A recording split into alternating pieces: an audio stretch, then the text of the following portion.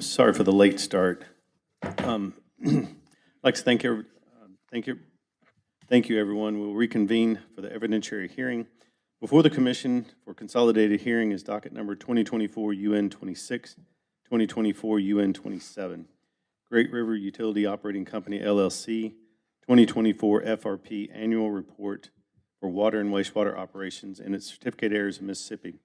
Before we begin, we do want to note that there are a number of motions the commission will rule on before we get going, including a motion to intervene by Mr. Arnold. But first, we'll start with the entries of appearance. Counsel for Great River, please make your appearance. Yes, thank you, Mr. Chairman. This is Leo Manuel. I'm joined by my law partners, Ricky Cox and Mary Catherine Barnes, with Balch and Bingham, representing the petitioner, Great River Utility Operating Company, LLC. Okay. Thank you. Mr. Hammonds? Thank you, Mr. Chairman. Commissioners Ross Hammonds, representing the Mississippi Public Service Commission. Emily Kruger, you're representing the Mississippi Public Utility Staff? Yes, sir. Thank you, Mr. Chairman. Thank you, Mr. Hammonds. It's my understanding that we have some pre-hearing motions that need to be addressed. Yes, sir. Mr. Chairman, Commissioners, on November 25th, Leslie C. Arnold filed a motion to intervene in 2024 UN 26. Great River later did file an objection to that motion to intervene. Having reviewed that, recommendation is to grant that motion to intervene, allowing Mr. Arnold intervener status in this proceeding. Okay, thank you, Mr. Hammonds. I'd like to make that motion to grant the intervention of Mr. Leslie C. Arnold. Second. I have a second. Oh, excuse me. Do I have a motion? So moved. I have a second. All in favor say aye. Aye. Any opposed? Motion carries. Mr. Arnold, you are, if so, you're, as a party, you're permitted to approach and participate in the evidentiary hearing. Yes, the podium up front. Or you can come sit over here. We got a chair over there. Either one. Okay, well, I'm perfectly happy back here. That's we need fine a also. We need a microphone. I think, Mr. Chairman, whenever, as he participates in the proceeding, if he felt more comfortable just coming to the podium, that would be fine.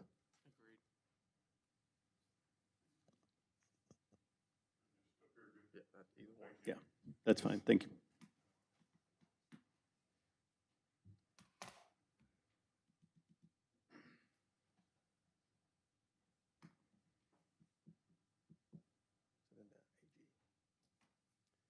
I lost at the Attorney General's office. Are they here?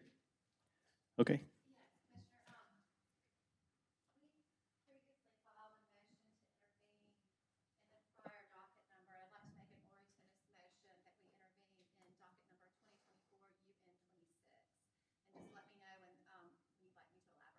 Okay. Hearing that, I'd like to make a motion to allow the Attorney General's office to be an intervener as well. Mr. Chairman, if you don't mind, we didn't receive notice of the AG's motion. We were able to file a response to Mr. Arnold's motion, but I having not been served a copy or not had any knowledge of it until last night, if you wouldn't mind just allowing me to at least raise an objection for the record before any motion, that's my request. Mr. Manuel, your objection is noted. As we heard this, as I heard this morning, there are a lot of questions and concerns with Great River's performance operating these systems.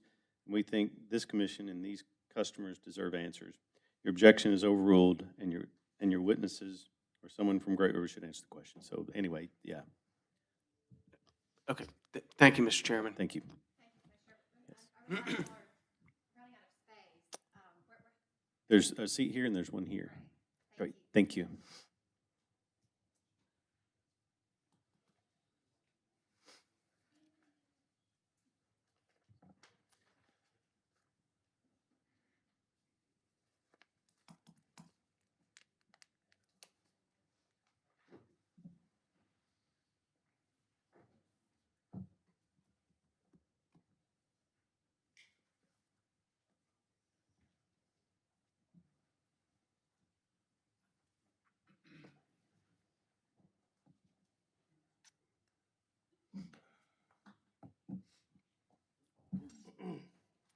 Okay, thank you.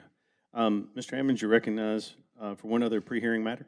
Thank you, Mr. Chairman. Commissioners, there's one more pre-hearing motion slash petition to dispose of. So on November 27th, 2024, Great River filed a motion in limine and I guess a request to supplement their testimony. I'll start with on this request to supplement the testimony. Given some of the feedback related to kind of the customer engagement as well as some of the customer service issues, Great River filed to supplement their petition with the pre-filed testimony of Aaron Silas. So that is a request from the commission to the commission to grant that request to allow Mr. Silas to testify as well as answer any questions from the commission. The second component of that was a motion in limine, essentially raising a pre-hearing objection related to some of the parameters that might come up during the hearing that Great River might object to. My recommendation would be to table that topic, and in the event it was to come up in the hearing, handle that objection within the hearing itself. And I can answer any questions y'all have on that. Okay. Thank you, Mr. Hammond. I agree with the motion to Great River's request to supplement its petition with a pre-filed direct testimony of Mr. Aaron Silas. Any other questions on commissioners? Hearing none, do I have a motion? So moved. Do I have a second? Second. All in favor say aye. Any opposed? Motion carries. Okay, with that out of the way, Mr. Manuel, you may proceed with your petition, and as you do, the commission would like to offer your client, through its witnesses, an opportunity to respond to the numerous comments heard this morning and on the record. Regardless of how relevant Great River believes many of them to be to the actual case before us, the commission believes this hearing to be an excellent opportunity to address those comments and concerns publicly and show its customers that they're working to provide reasonably adequate service and can justify the rates they're charging their customers. Thank you, Mr. Chairman. With respect to your specific request, I can assure you Great River is going to, they will try their best to respond to what they can. Admittedly, there was a lot mentioned today without prior notice to Great River of any of the facts and circumstances. I don't think anybody can be expected to understand or know or to pre-investigate all the facts associated with any specific comment that was made either this morning or during the hearing, but we do endeavor to respond as best we can. And to the extent permitted, we're happy to respond in writing after the hearing with any specific issue with a late filed exhibit that would shed more information and facts about any particular issue of interest to this commission. Okay. I would just, before I get started in earnest, I'd just like to for the commission's benefit, describe that I'm going to introduce our hearing exhibits first with our witnesses. Those exhibits are in a binder that I just passed out. You should have a copy of it on your desk. And if any other party needs a copy, please let me know. We should have extra copies. Ms. Barnes can get you a copy. And following the introduction of our hearing exhibits, we're going to do a brief supplemental direct and then tender the witnesses. I just want everybody to kind of understand what our protocol was. I think, Mr. Chairman, probably the best thing to do now would be to swear in all the witnesses at the same time. I think the court. Ricky, can you get one more?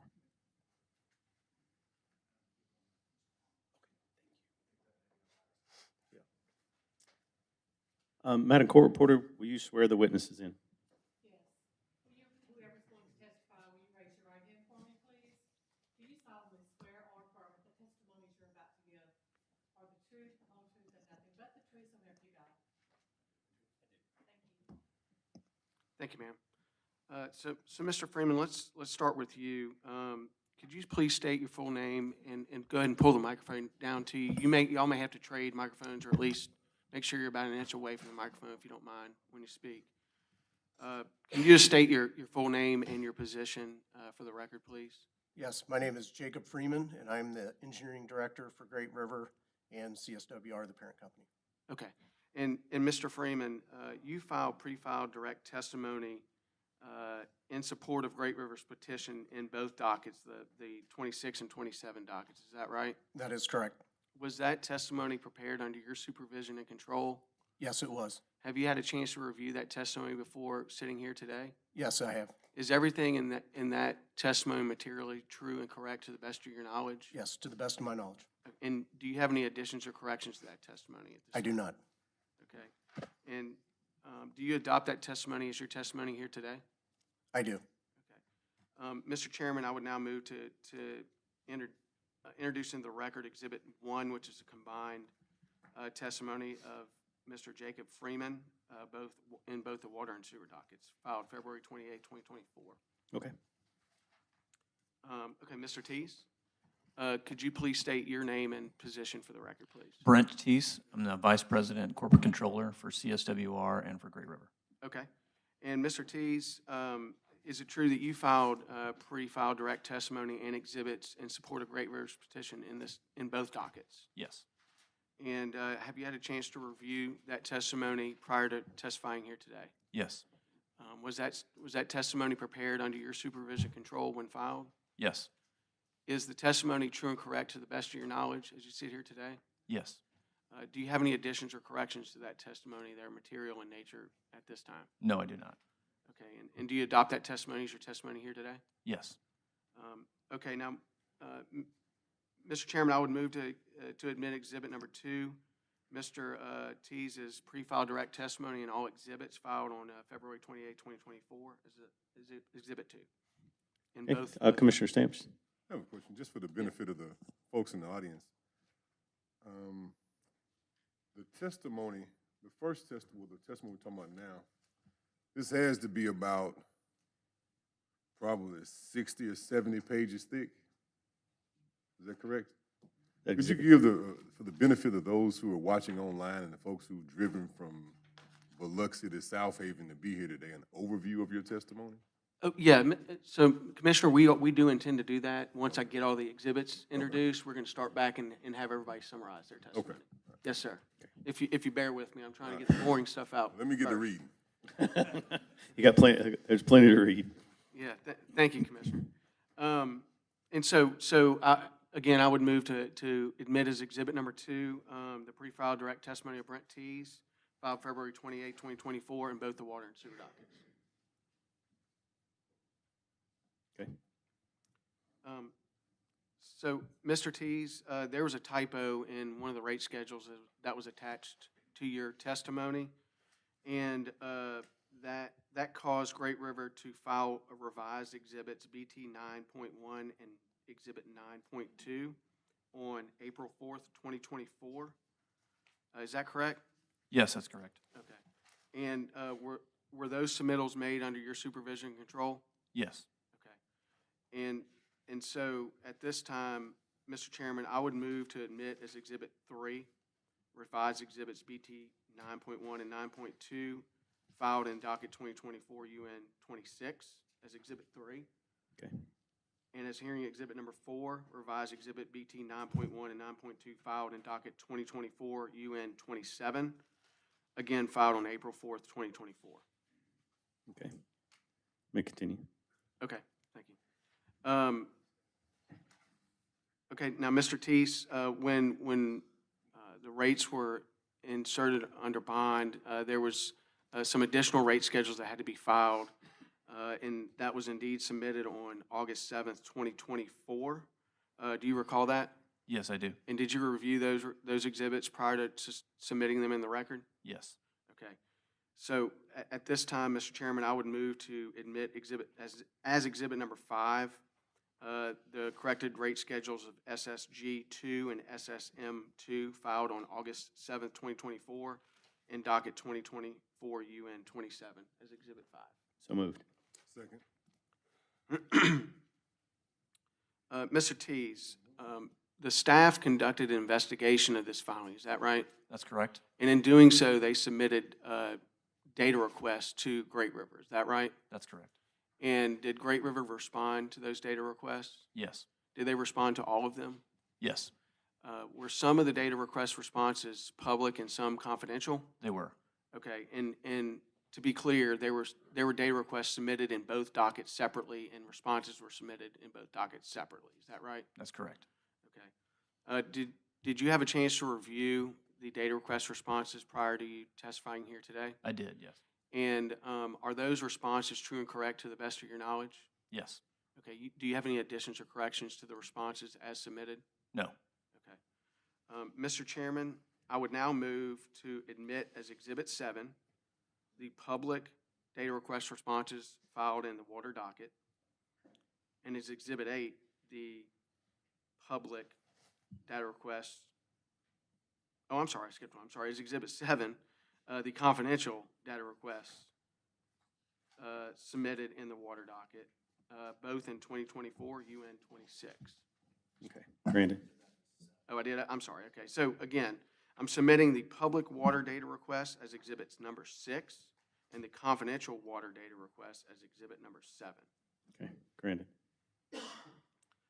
And then now, Mr. Chairman, as exhibit number 8, I would submit the public responses submitted in the sewer docket, and as exhibit number 9, the confidential responses submitted in the sewer docket, as supported by Mr. Teese. Granted.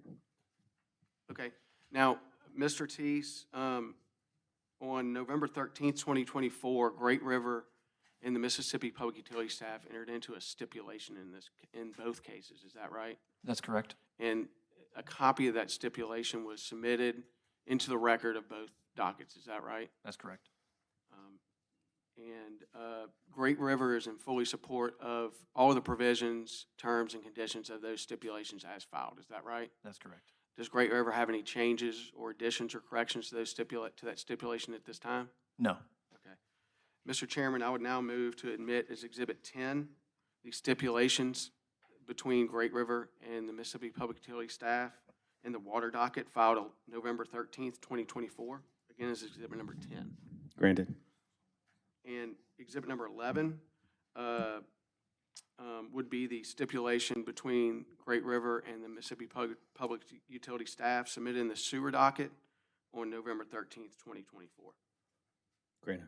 Okay, thank you, Mr. Chairman. Thanks, everybody, for your patience. I do want our witnesses to have a few minutes to summarize their testimony, so I've got some supplemental direct to help to guide that. Oh, yes, thank you. I'm sorry, I have one more. Because our motion was granted,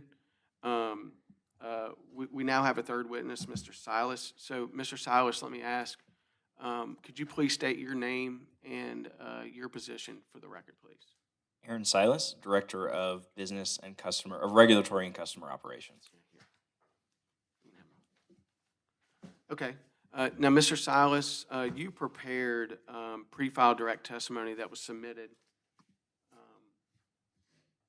on November 27th, 2024, in both dockets 2024 UN 26 and UN 27. Is that correct? Yes. Okay. Did you have a chance to review that testimony before you testified here today? I did. Okay. And was that testimony prepared under your supervision and control when it was submitted? It was. Do you have any additions or corrections to that testimony at this time? I do not. Okay. And do you hereby adopt, is everything in your testimony true and correct to the best of your knowledge? Yes, And do you hereby adopt the testimony as your testimony here today? I do. Okay. Thank you, Mr. Silas. So, Mr. Chairman, I would move to admit as exhibit number 12, the combined testimony submitted on November 27th of 2024 of Mr. Aaron Silas. Granted.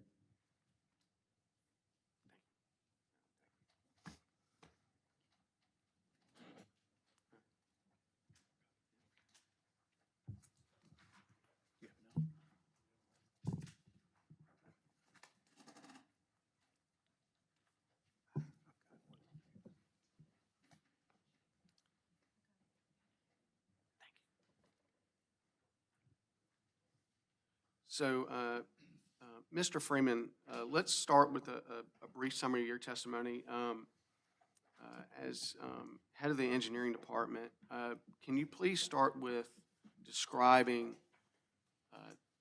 the type of systems that Great River requires, both in Mississippi and the other states in which they operate, the types of condition that they are in upon acquisition, and what kind of the typical issues are that you or your operations team has seen in the past? Yes, absolutely. I'll start with the wastewater. A lot of the systems that we've taken over in Mississippi are either a lagoon or some form of mechanical extended air type process plant. With the lagoons, what we see a lot of times is that the lagoon lacks process equipment to be able to meet the current NEPDES discharge permit. And a lot of times that can be due to the lagoon being built, many decades before, prior to those limits coming about. And the systems were never upgraded with the equipment to be able to handle the current level of treatment required by the permit. That could be, mechanical equipment for, actual processing of the wastewater.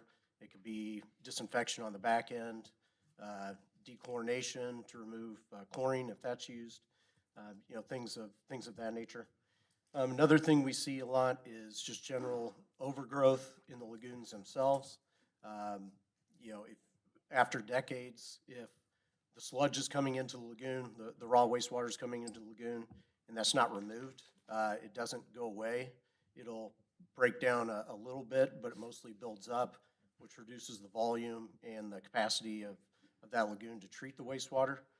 So that's another issue we see. We also see, build up on the berms. A lot of that can be, brush, can be mature trees, where the roots can pierce the berms and cause leaks and things like that.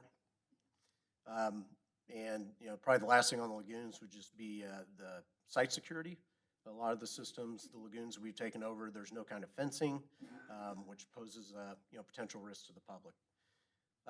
The second main wastewater plant that we see is, I'll just refer to it as a package plant. It's a concrete or steel structure with treatment equipment in it. Much smaller footprint than a lagoon. The issues we see with the package plants is, a lot of deferred maintenance.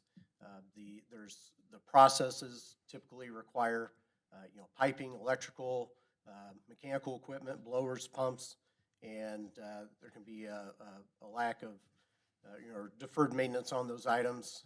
There could be breaks in the piping, diffusers down in the basins can be broken or not working, so you're not getting the oxygen transfer and you're not treating the wastewater.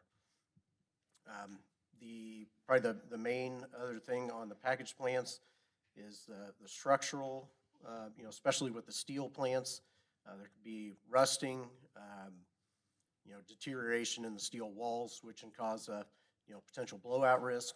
And then along with that is just the general, safety railing, catwalks on top of the structure to provide, safe operating environment for our operators. So that's it on the wastewater. That's, kind of trying to summarize as best I can in a short amount of time. On the water side, what we see is, lack of capacity, which can be, well capacity, which can be due to the wells needing a treatment, a cleaning to be able to allow the water to flow into the wells better. Could be the downhole pumping equipment. The other thing we see is, just general deferred maintenance, lack of valving and flushing valves, flushing hydrants in the system to allow for, if we have a problem in a main, being able to isolate that part of the system so the whole system doesn't have to be shut down while those repairs are made.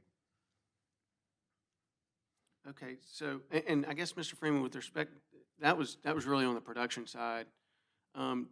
Is it your experience that many of these systems lack or have deferred maintenance or any maintenance at all on the collection or distribution, lift station, meters, et cetera? What's your general sense of the conditions of most of the systems you've taken over in Mississippi? It's very common when we go into a system that lift stations will be, missing one pump, permanent pump, maybe both permanent pumps. Maybe there's been a temporary pump set above grade. It's not really a permanent fix, it's more of a temporary fix. It's very common to see that especially on the water side, that distribution mains will have been, patched. They'll have a repair clamp placed on them over and over on, the same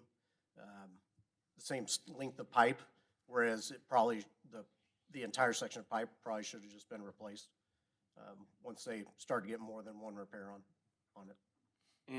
And these systems are regulated by, on the sewer side, the Department of Environmental Quality, and on the water side, the Department of Health. Obviously, they're regulated today by those agencies as you own them, but they were regulated by those agencies prior to you taking over, correct? That's correct. Are you aware that any of the systems that you took over, were any of them in non-compliance with one or both of those organizations prior to you taking over?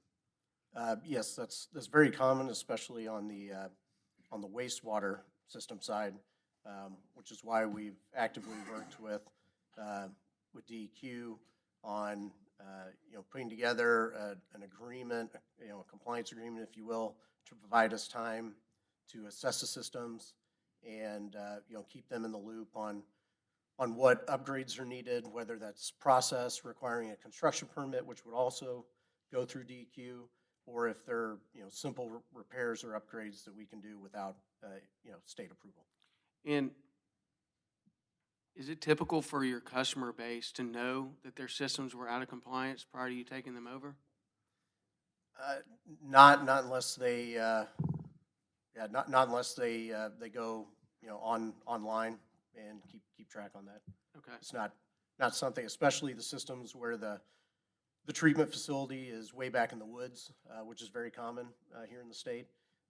It's they might not even know where it's at. Okay. So,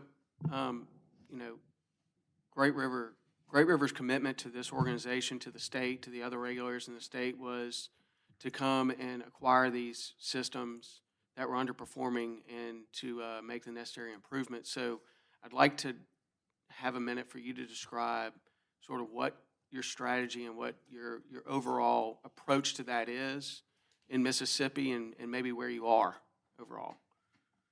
Sure.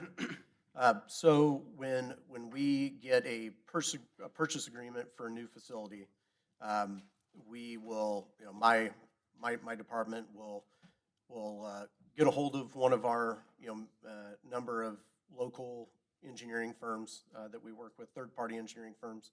We'll have them go out and do an assessment of the system at that point in time, make note of capacity, current connections, a lot of information that they receive from the owner, and then also, a site visit where they note condition of equipment, assets,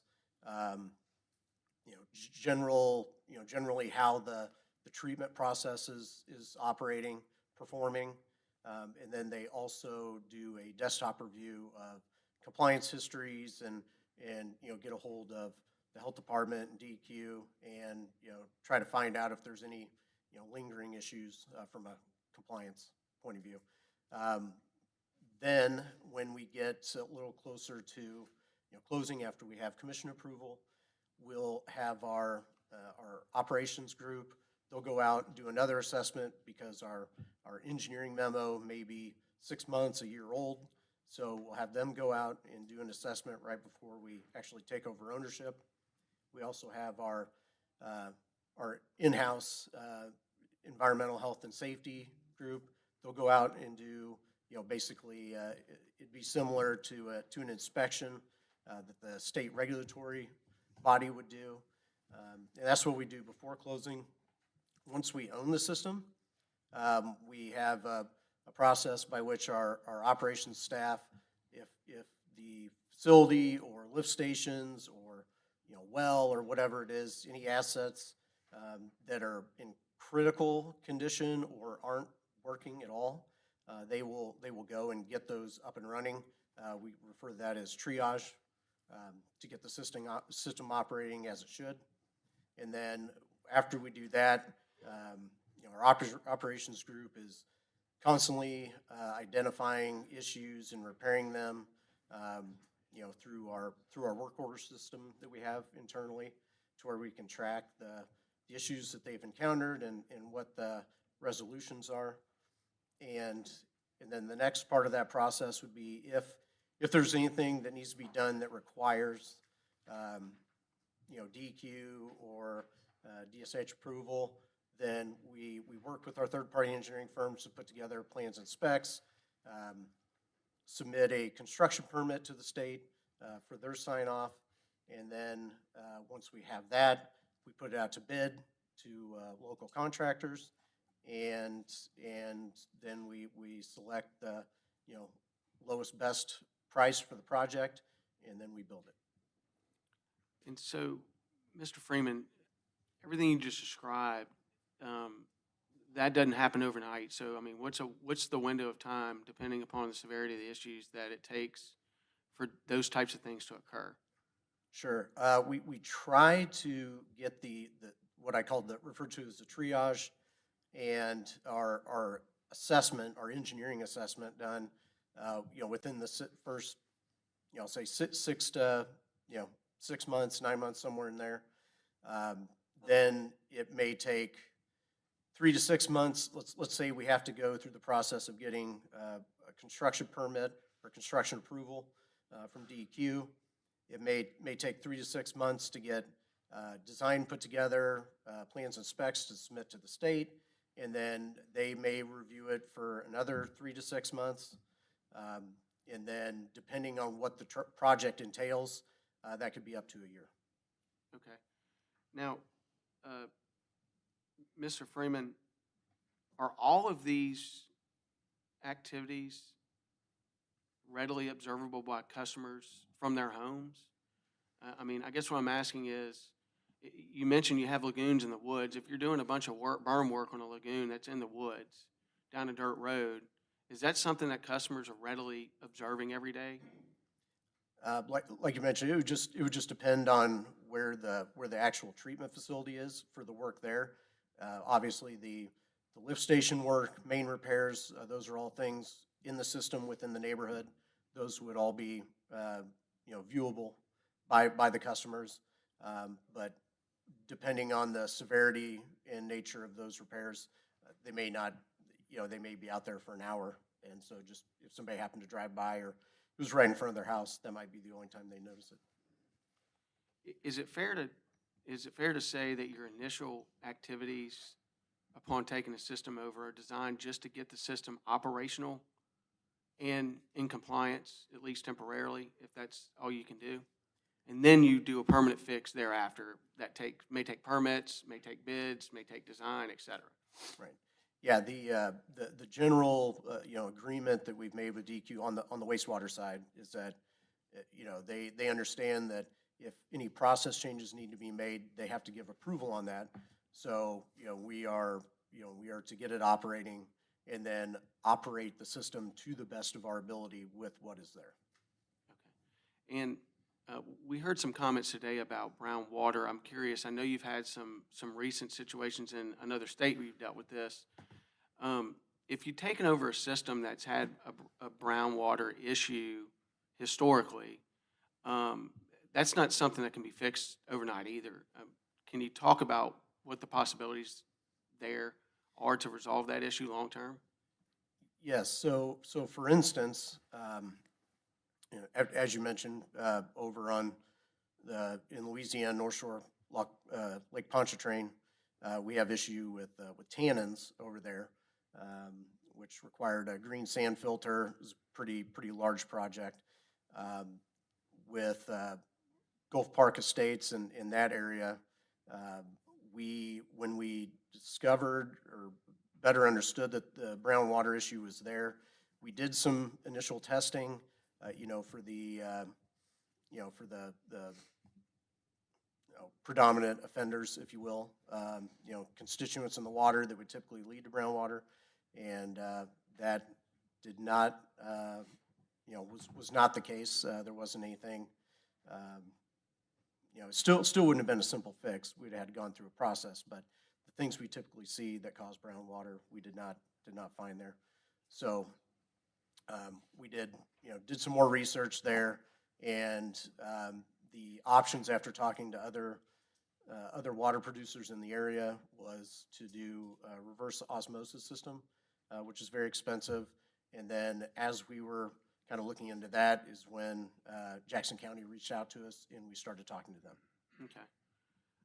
And so is Great River pursuing the possibility of connecting to the county to try and address the brown water issue in Jackson County? Yes, we are.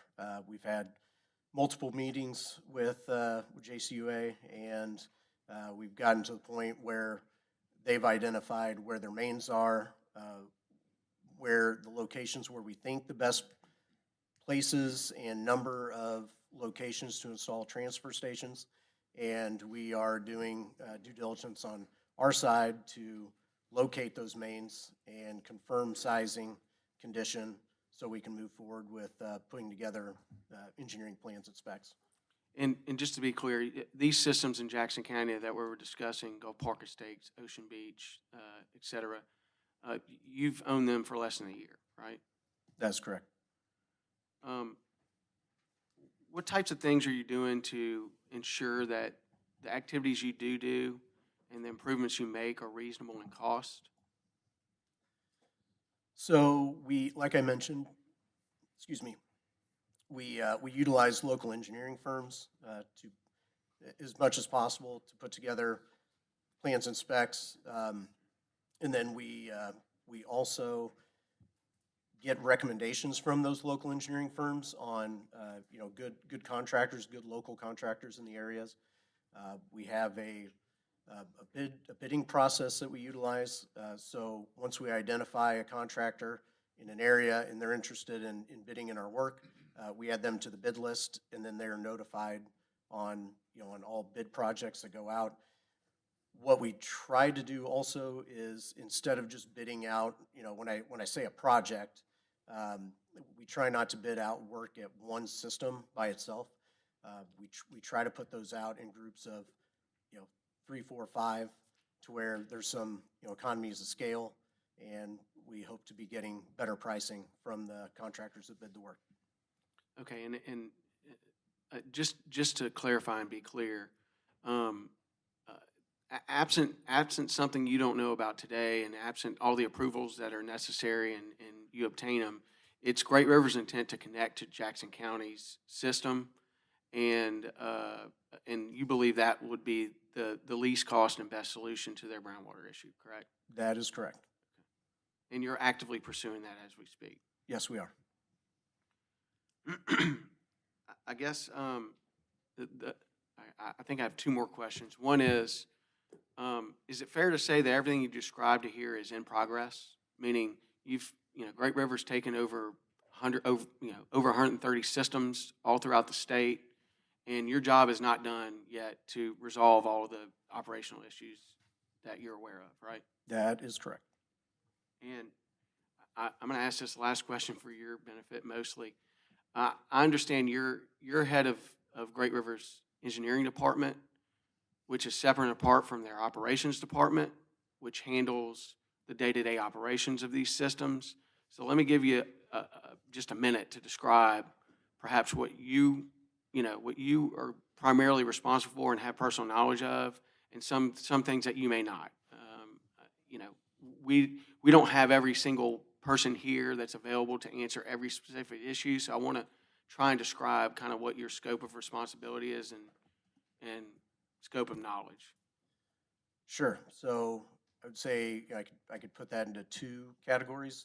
One would be when we first take over a system, we have I'll call it a project to bring the system back into compliance. So we will, take the info that we got from our third-party engineering firm before we closed on the system, and we will take those things, get with our operations group and our EH&S, and kind of fine-tune those, make sure there's nothing else that they identified.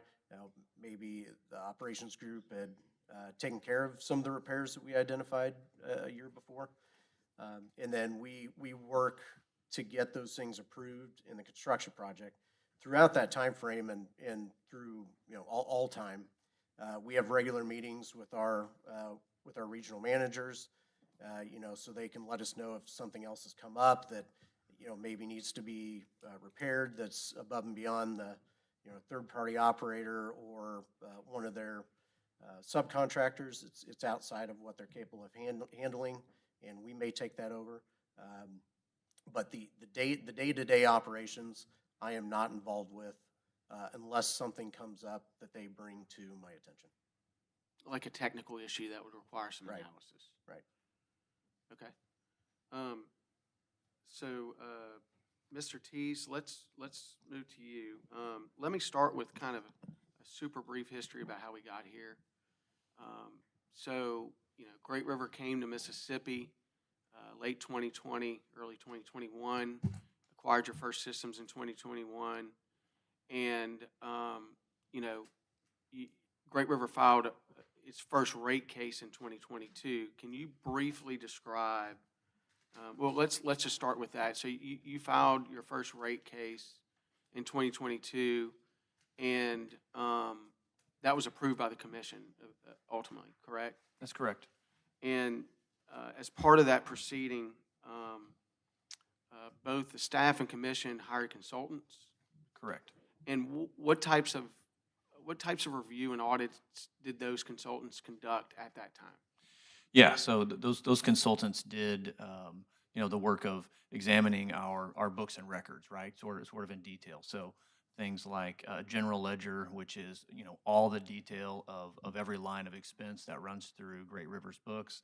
They looked at balance sheet, income statement, the summation and calculation of our rate base and of our revenue requirement and those types of things. They also looked at and reviewed CSWR's books, the parent company, for the purpose of analyzing any jointly billed costs or costs that get passed down from that entity to a Great River. So they did significant work on the general ledger detail and the expense detail there.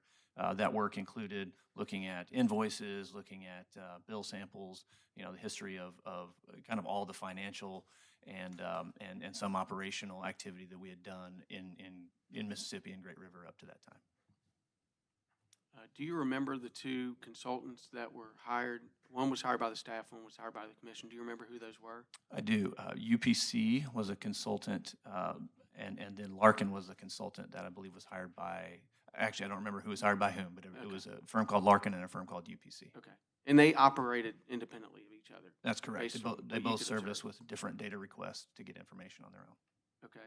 And ultimately, Great River and the public utility staff entered into a stipulation in that case, is that right? That's correct. And that stipulation was approved by the commission after a hearing? Correct. And there were four things that were made up in that stipulation. I'll name them and just ask you to describe them very briefly. Okay. So there were statewide rates approved. There was a SARA mechanism, a REMRA mechanism, and the FRP itself. Mhm. And so let me just ask you to summarize what was approved in each of those categories and why. Sure. Excuse me. So, leading up to that rate case, and even continuing today, when Great River acquires a system, we leave that system on the tariff that it had at the date of acquisition. So in that first rate case, all of those multiple, dozens of systems had their own billing rates and their own tariff schedules. And so one of the goals was to bring all that together, consolidate it, obviously for kind of ease of administration, but also for the sake of rates and for the sake of that consolidated tariff being a rate mitigation mechanism, especially for the smallest systems. And so that's the statewide tariff that was our statewide rates that were approved. Secondly was a mechanism called SARA, which is an acronym for System Acquisition Regulatory Asset. The idea there is that the commission saw Great River buying small distressed systems and improving them and being in some cases the only option for improved service and for rescuing some of those systems. And so in order to continue to incentivize that, it's a mechanism that allows Great River to book a regulatory asset for operating losses of those systems up until the time they can be rolled into a statewide rate, a consolidated tariff. The second regulatory mechanism that is REMRA is what it's called. That's an acronym that stands for Rate Mitigation Regulatory Asset. And this was a staff and consultants and company worked together to find a way to sort of create a step for customers, knowing that they were coming off tariffs that maybe, and billing rates that have been in place for a long time and stood to have a substantial increase. So the question was, how can we create something that allows them a step up? And so the rate mitigation regulatory asset looked at the expenses, the operating expenses of Great River, and set a fixed percentage of those and use that to reduce rates for a 1-year period of time for customers. And Great River would book a regulatory asset, and the customers would have a lower rate on their bills each month for that period. And then the final one, can you remind me what the final one was? The FRP. Yeah, and the formula rate plan is what we're talking about here today. It's an annual filing mechanism where Great River submits a templated set of its financials and books, and then submits that at the end of February. Goes through a review period, an audit period by staff and others with the opportunity for interveners to be included there. And the idea is, if Great River doesn't earn the return that was agreed to in the rate case, they could increase rates, and if they over-earn based on what was agreed to in that rate case, the rates would come down. And so it's an automatic annual rate reset mechanism that is templated and goes through the process that we're going through now.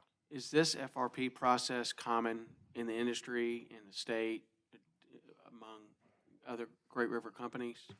Great River does have a formula rate plan, an FRP in Louisiana, and looks to seek similar mechanisms in other states.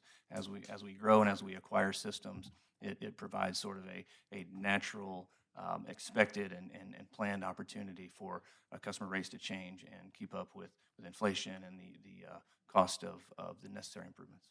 The FRP that Great River is operating under here today, was that modeled after other FRPs that were approved and have existed in Mississippi for other utilities? It is. It's very, very similar to the formula rate plan that we have in Louisiana, but also is based on some of the formula rate plans in mostly in the gas world here in Mississippi. And Mr. Teese, when Great River first came to the state, and you did your due diligence on the systems that you were going to target to acquire, you had initial discussions with not only the Public Service Commission, but with the DEQ, the Board of Health, and other regulators. Is that right? That's correct. And did you communicate at that time what your goals for the state were in terms of improving the systems and what that would mean to customer rates eventually as you went through that process? We did. When we know that our target is to buy small distressed utilities and bring them back into compliance, and we know that most often that includes significant capital improvements that is going to end up as an increase to rates. And with some of the previous owners of these systems, just given your general knowledge of some of the prior owners, in your opinion, do they have the financial capability to fund the repairs that were ultimately necessary to fix the systems? No, they don't. It's been really difficult even for Great River to source commercially available debt and those types of things. So to imagine how you could do it on a smaller scale, I just can't see how they would be able to. Okay, and I'm going to ask Mr. Silas about the rate impacts associated with that, but I did want to ask. So Mr. Teese, we're here for the FRP annual report that was submitted. And I guess I would just ask, obviously, the report itself called for a rate adjustment, an increase in rates. Could you just briefly describe the drivers from your perspective of what was causing that? Sure. Excuse me. The driver is almost entirely capital investment that Great River has made since the end of the test year of the first rate case, which I believe was 6/30/2022. So in a year and a half, we made $27 million of capital investment, and in rolling that into rate base, it has an impact on rates, and that's almost entirely the cause of this rate increase. Okay. And did the staff review the FRP annual filing this year? That was submitted? They did, yes. Did they have a consultant assist them? They did. Okay. And we've already admitted the data request responses. They concluded their investigation. What was your understanding of their findings? They found no adjustments. They recommended no adjustments to rate base or to expense in our filing. When you say no adjustments, can you elaborate on that? Meaning, no adjustments to both your books and to therefore the resulting rate? That's correct. So, you know, as we talked about before, they do an audit, they received general ledger detail, they received balance sheet, all those financial statements, and then, you know, asked, you know, I want to say 48 questions that dealt directly with the financial components of our filing. And in going through all that, looking at all that detail, they found nothing that they wanted us to change, that they suggested that we change. Are you aware of any cost or expense that's being charged or proposed to be charged to customers through rates that was not subject to review in this proceeding? No. At the conclusion of the investigation, Great River and the public utility staff entered into a stipulation that we discussed previously, correct? Correct. And that stipulation really covers two items. One is some changes to future audits and reporting, correct? Correct. Do you have any brief summary of what those would be? Yeah, so it calls for more involvement from commission and commission staff on a regular basis. It calls for some quarterly submissions that we're currently not doing. It calls for a fuller audit, management review, and so all in an effort. And Great River's happy to be more transparent about what we're doing and how we're doing it. Okay, and there were 3 rate proposals that were submitted along with the stipulation. And the purpose for that was to try and kind of create a little bit more rate stability, predictability, and transparency to customers. I was wondering if you could spend just a minute describing those 3 rate proposals. Yeah, so one of the rate proposals is just a general increase, a general decrease across the board from where rates are now. Another one eliminates some of the confusion in rates by removing the tiers and removing the interim step rate, the RIMRA. And a third one is sort of a subset of that, right? Sort of a glide path toward that. And, you know, and all those rates include a commitment to no increase in 2025. And so I think, you know, Great River submits those and you know, obviously is willing is very open-handed about those 3 rate designs and is willing to go with either of them. And did the staff review all 3 rate proposals? They did. And the stipulation states that both the staff and the company would recommend any one of the 3 for the commission's adoption. Is that right? That's correct.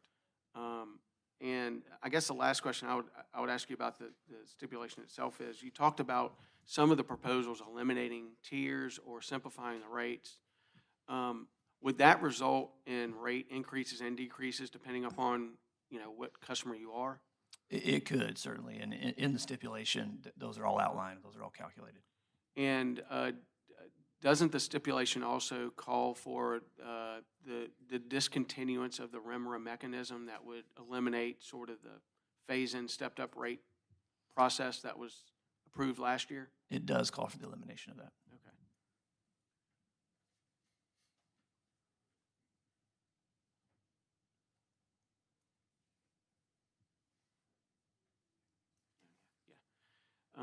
Thank you. Yeah, so Mr. Tees, just to clarify what the commitment for 2025, correct me if I'm wrong, but what the stipulation states is that the company commits to filing and requesting no change in rates, but because of the previous rate case and the previous RIMRA mechanism that's currently in place, there are customers that have to shift through that process, and so a customer bill may change, but we're not requesting that any rates change. That's correct. Thank you. So a customer that's on a RIMRA has a lower billing rate for this year, and so when we file in April, we file in February for April effective rates, those customers would go from the RIMRA rate to the full rate. And under the current commission-approved plan, that would happen anyway, correct? Correct. We're not accelerating or slowing any of that No, that's previously just, approved that's plan just down. the FRP mechanics. That's correct. So, Mr. Silas, so Mr. Tees, I'll give you the same opportunity as Mr. Freeman, just to remind the commission and the staff and council what your role is within Great River and Central States, what your scope of responsibility is, what type of areas you're able to speak to here today. Sure, I'm responsible for the accounting operations, so, the general ledger, all the financials that we produce, audits, tax, treasury, and then obviously have a lot of responsibility for our regulatory filings or annual reports and things like FRPs as well. Okay, and does that role exist, or you fill that role for every state in which Central States operates, correct? That's correct. And is Central States, quote unquote, regulated? Are their rates regulated in all the other states that they operate in? Similar to, having an analogy of the Mississippi Public Service Commission? Yes, other than the state of Arkansas. Okay. And do those states review Central States' books and records through similar rate proceedings like this? They do. Where there's no formula rate plan, it's only when we file a general rate case, which is less frequent than these reviews under a formula rate plan. Okay.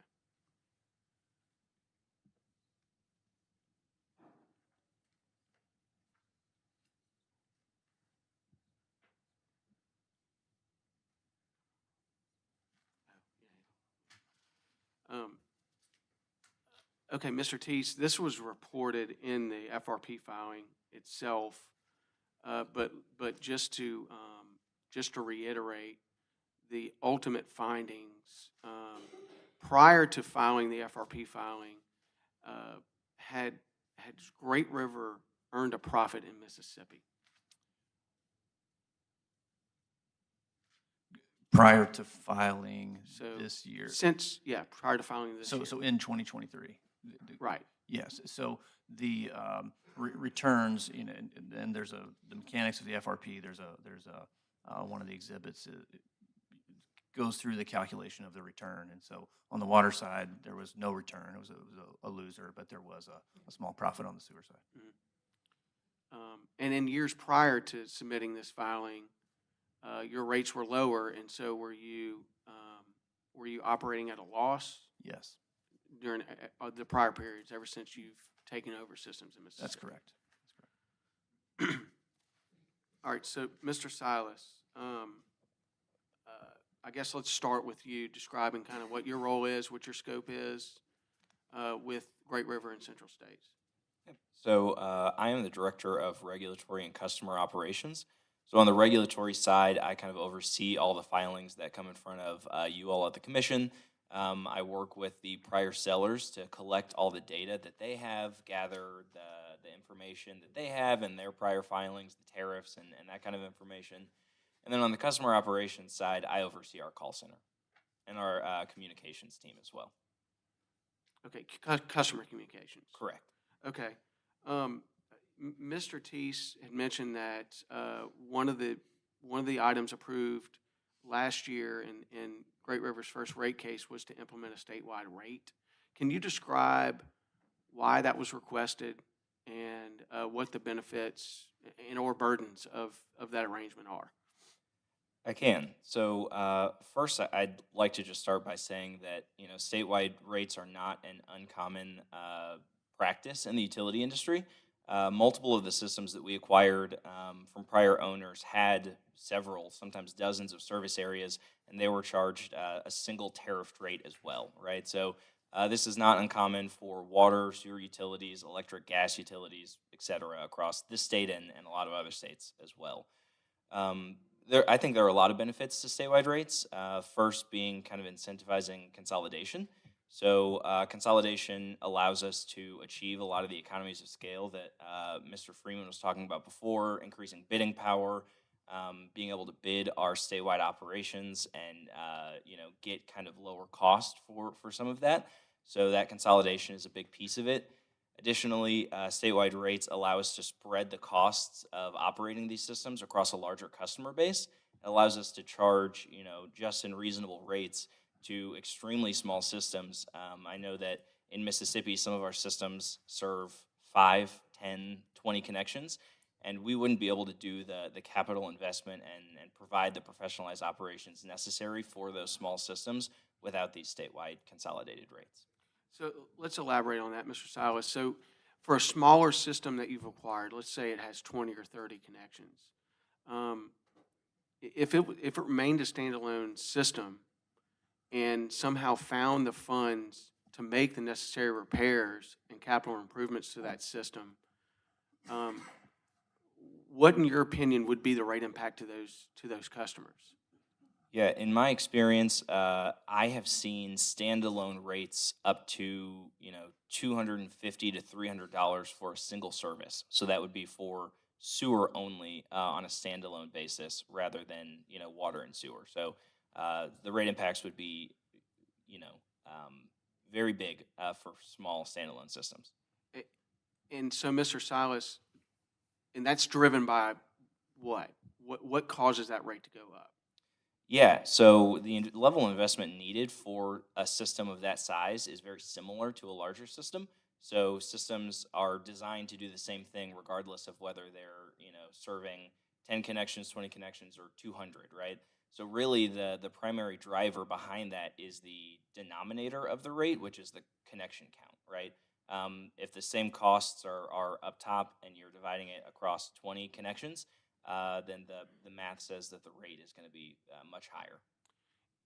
Is it your opinion that if the state regulators or this commission or both would have required the improvements that Great River's implementing on some of their smaller systems, that the rates would be much higher than what you're proposing here today? Yes, I do. I think that if we did all of the repairs as we do that are necessary to bring systems into compliance with MDEQ or the Department of Health, that the rates standalone for those systems would be extremely high, much higher than what we're proposing in this docket.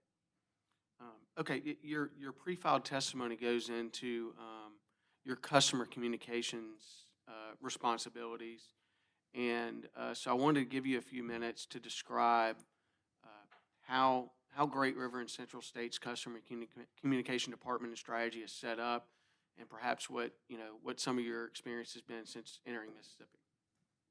Definitely. So upon acquisition of any facility, we send out a welcome letter to all these customers that detail the benefits they're getting, our 24-hour emergency customer service line, the online bill pay, our website, and now they have what we call a state of the facility on the back of that welcome letter.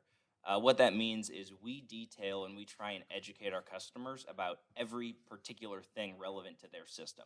So we explain what kind of system it is, we explain some of the violations they've had in the past, we explain what our plan is to fix them, and really that's about transparency, right? What I've seen is, and what I heard today, is that there's not too much education or knowledge that a customer can have, right? So our goal is to really educate them more and more, and as much as we can.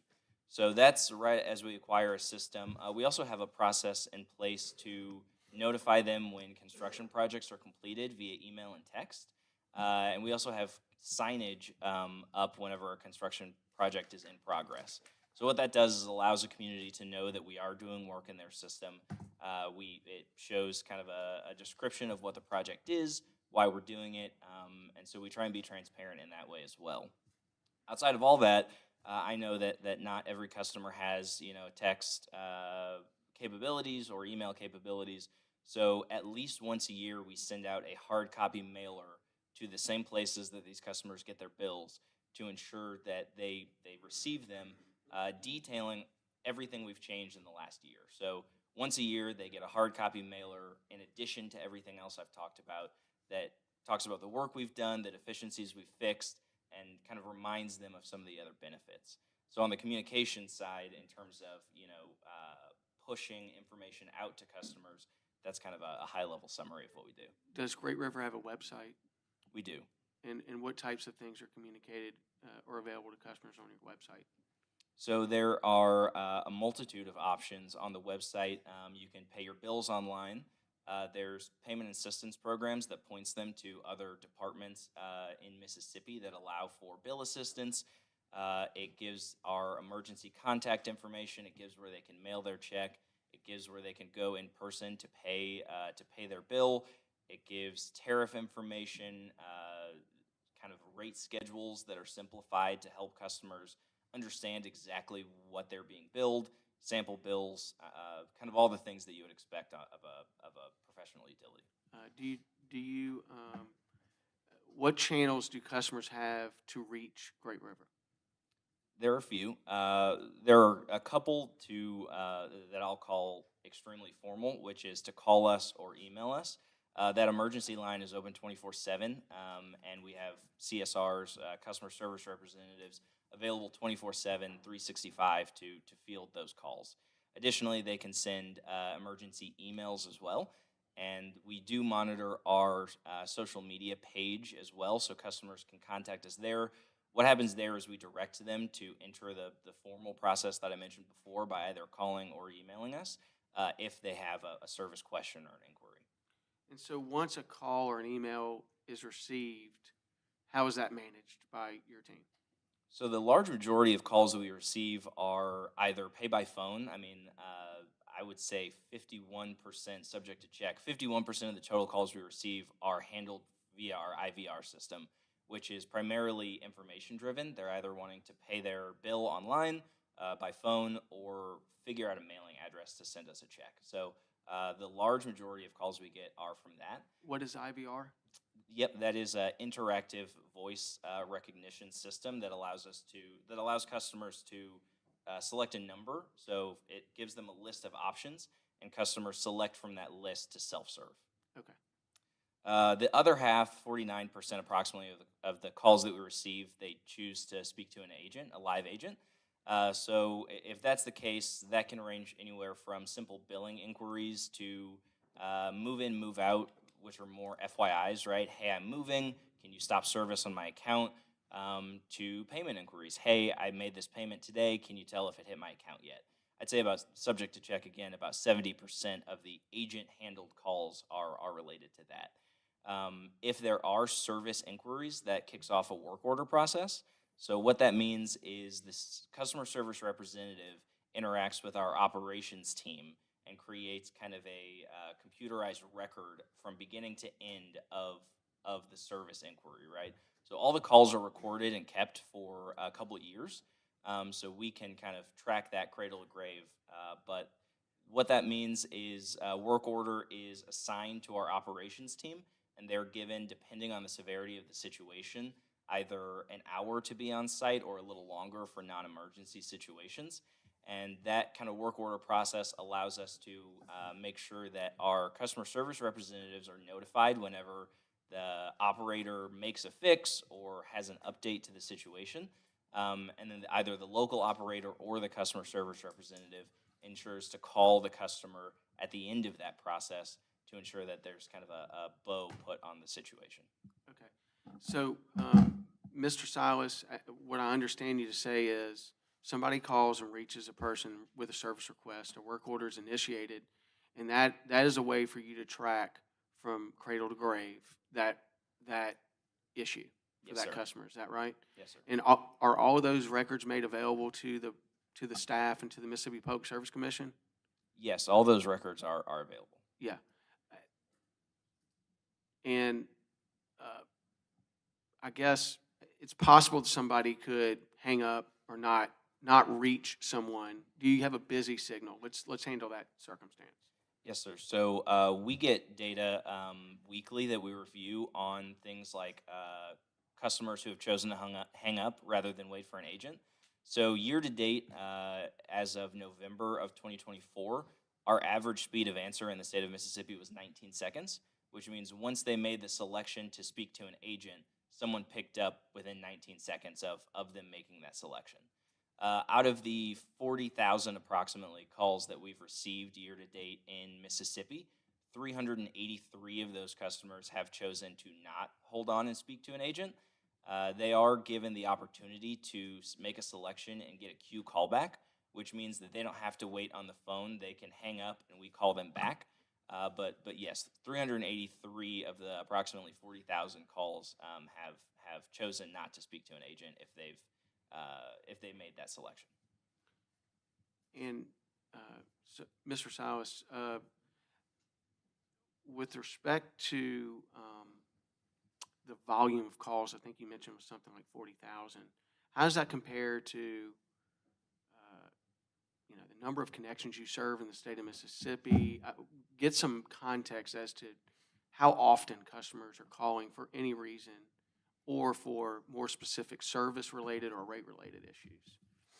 Yeah, so it really depends on, you know, the type of the time of the month or the season. So, for example, in any given week, the number of calls directly from Mississippi could range from 400 I've seen to 2,000. Customers generally call a little bit more whenever bills are due, so they call about those payment inquiries. Did you receive this? I just want to make sure you got it on time. Or, hey, I don't have access to my computer right now. Can you tell me what my balance is? So we do see an uptick in calls whenever bills are due, the week bills are due. And then there are spikes as well. So, for example, whenever there's a rate increase, there is generally a spike in call volume. Year to date, we have received about 1,600 calls from customers inquiring about the rate increase, but those have decreased dramatically since that first bill was sent out. And 1,500 out of how many customers do you serve statewide? So there are approximately 19,600 households that we serve. That means about 17,000 or so have never contacted us about the rate increase.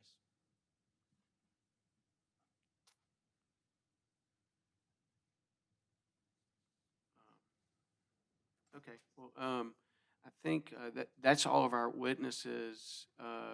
And so, Mr. Chairman, at this time, subject to any redirect that we may be permitted following examination, we would tender our panel for questioning by the parties.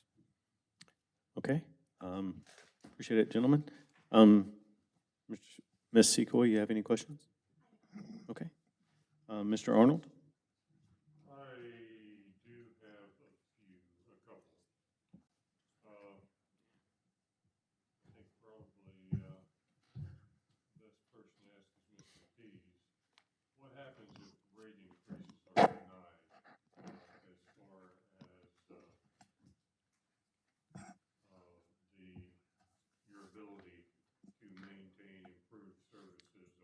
Mr. Arnold, sorry to interrupt. Can you speak in your mic?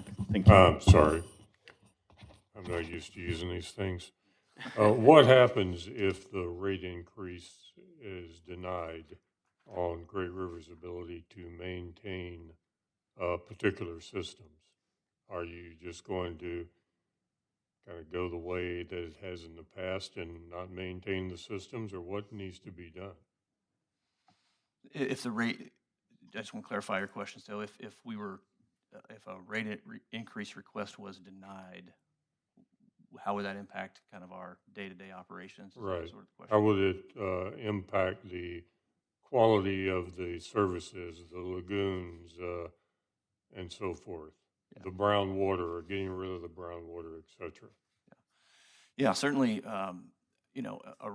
so we've never experienced a rate increase be denied. So I don't have a specific, experience to say, here's what happened last time when that happened. I think, we certainly would look at it and evaluate what is possible from a financial perspective in the state.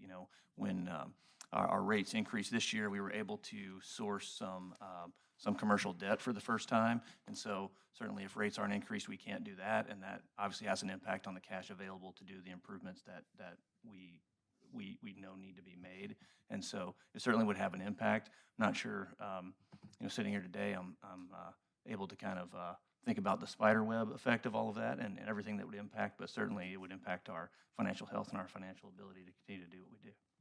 And if you don't mind, I would love to add onto that just a little bit.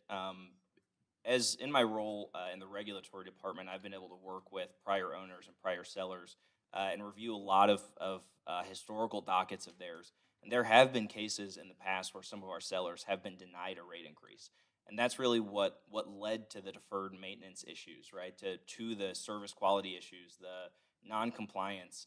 So while we have not experienced that, I've experienced that from the owners that we acquire systems from. Those rate increase denials were, in my opinion, directly relevant to the deferred maintenance and the non-compliance that they experience. That was exactly my next question is, would you speculate, and you just did, that companies like Wilco Sewer, which is what I'm interested in because that's the Sherwood Forest area where I live, if there's any degradation in the services that you took over, was it because of denied or the inability to get adequate rates for increases? Now, granted, as I said this morning, it was 20 years to basically for them to double their rates.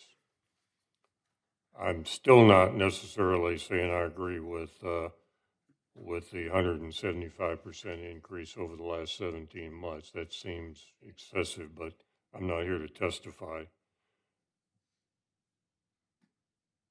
How would you, Mr. Silas, I think you're the right person, with the information that we got from several of the speakers this morning, you just testified that 19-second time was an average time that individuals got to speak to an agent.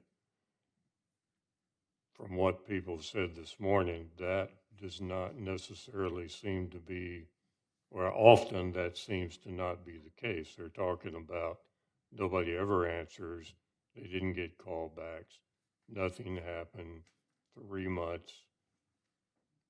You have any input to that? I do. I would say that the data that I mentioned are definitely averages. There are times where a large influx of customers calls at the exact same time.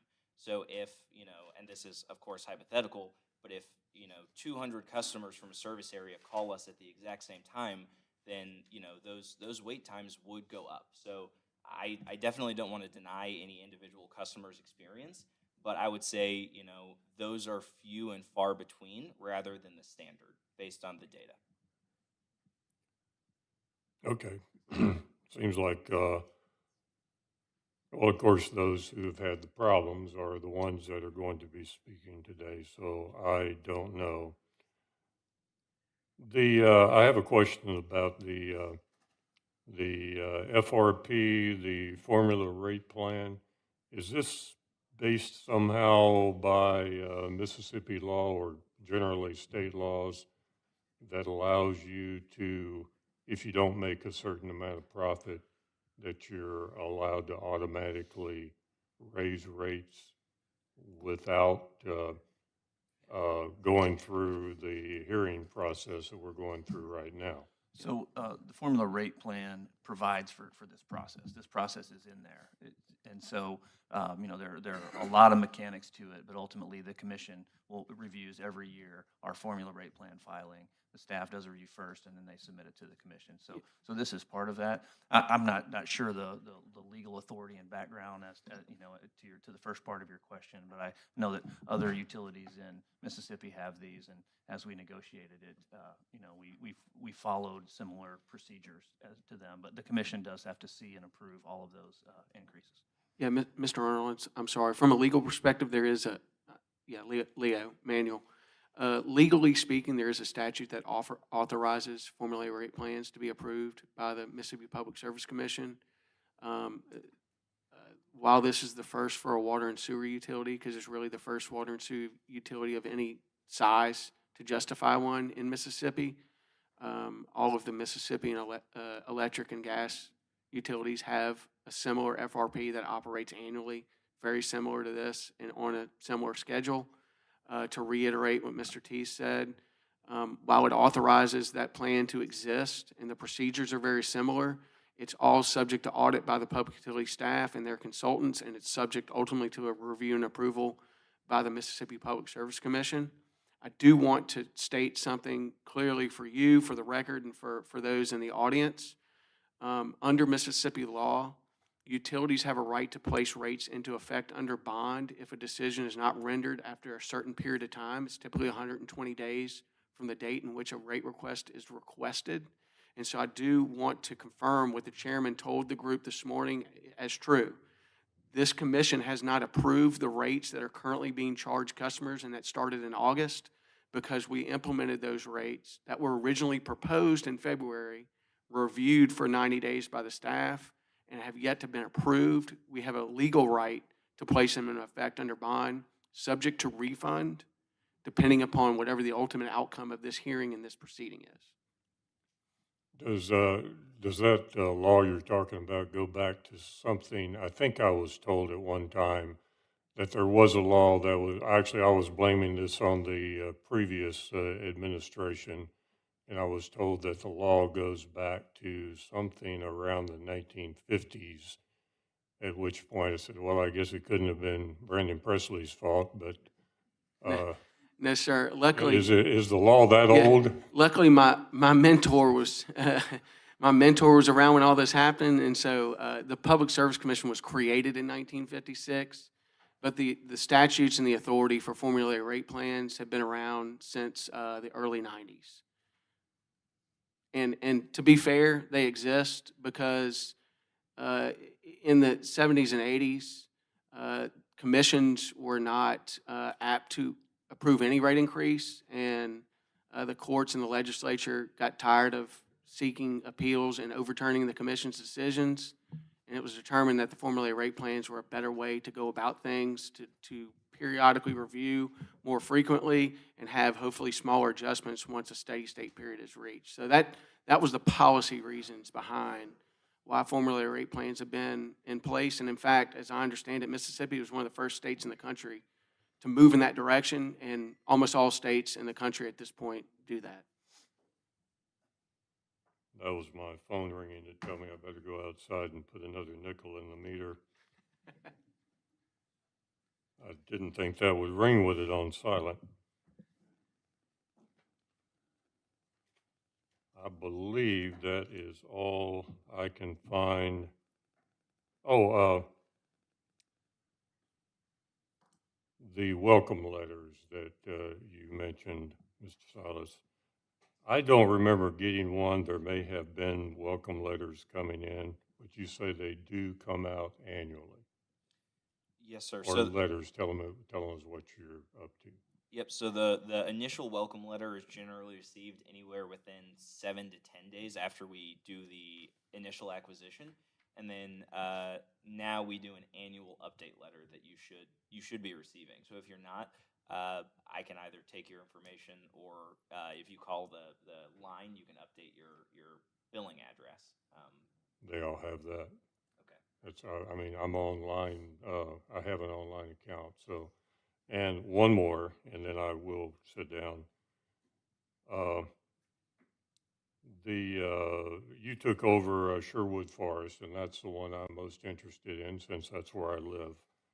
Can any one of you, engineering or any of you, tell me what kind of shape that system was in? I haven't had any major problems.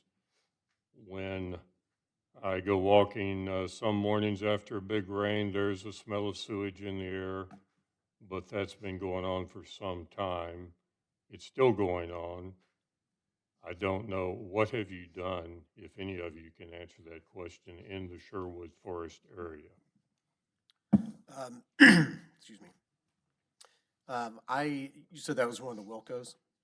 It was a Wilco, So yes. there was maybe a dozen different systems in that acquisition, I believe. I've been to some of them personally. I don't know that I've been to all of them. So I can get back with you on that. But I can tell you, from an odor standpoint, if that lagoon had aeration equipment that had not been working, and then we got it operable, then there would be should be a fairly short period of time while that turns over and starts treating the wastewater again. So that is a possibility, but I can definitely get back with you on specifics. I just don't know off the top of my head. Okay, I appreciate that.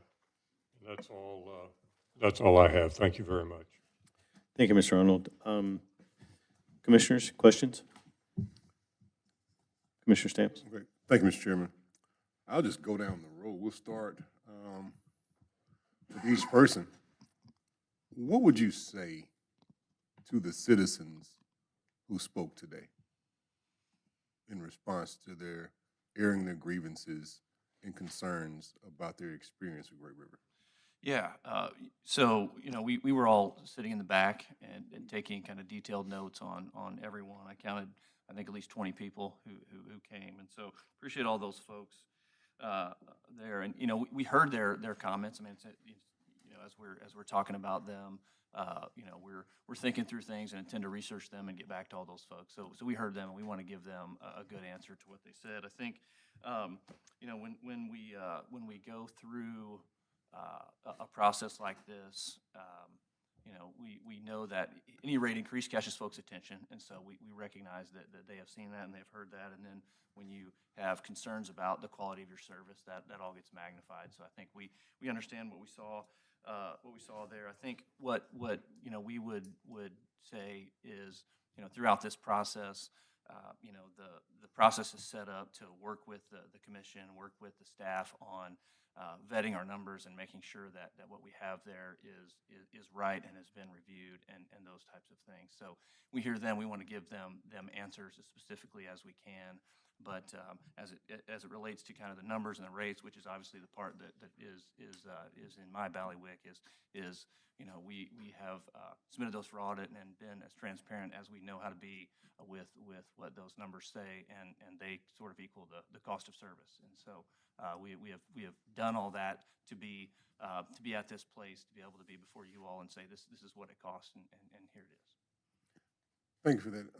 Mr. Silas referenced something. I'm going to ask you to ask this question directed at you, but it's about something Mr. Silas said.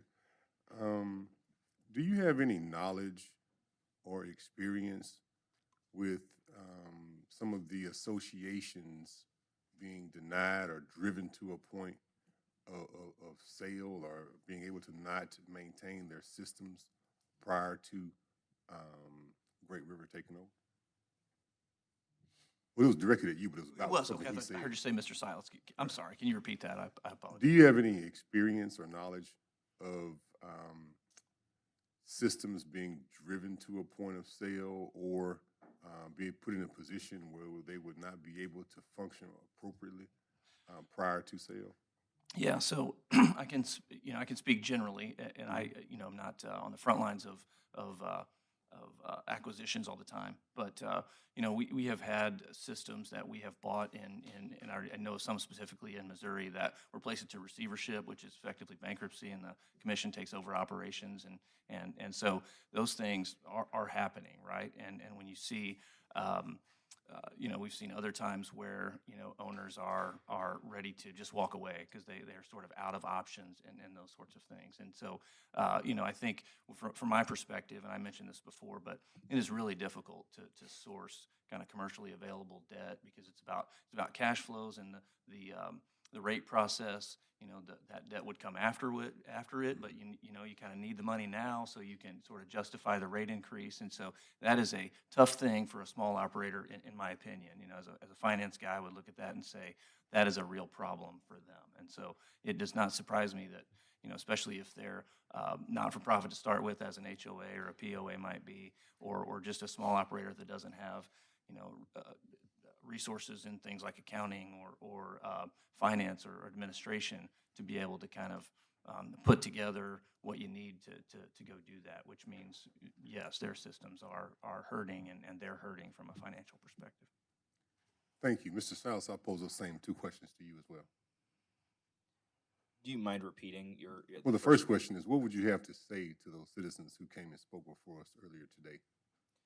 Yeah, I would first of all thank them for coming out and making their voices heard. I'll echo one of Brent's sentiments, which is I took very detailed notes to reach out to those customers and figure out exactly what went wrong in their experiences. I think in my time as the director of customer operations and communications, I think we've made a lot of progress towards educating customers in transparency. And I, for one, appreciate being able to listen to these customers and hear that it's not enough for them, right? And take that back and figure out how to communicate more and be more transparent and give more educational information. So, I would say that we take this very seriously, and we will investigate their concerns. And I would also just, let them know that, as Mr. Freeman stated earlier, some of these improvements take time, right? If we closed on a system this year, we might not have been able to get through all the approvals and the construction permits to remedy the problems they've been facing for decades. And so, I understand that part of it is a timing issue with rate increases alongside the quality.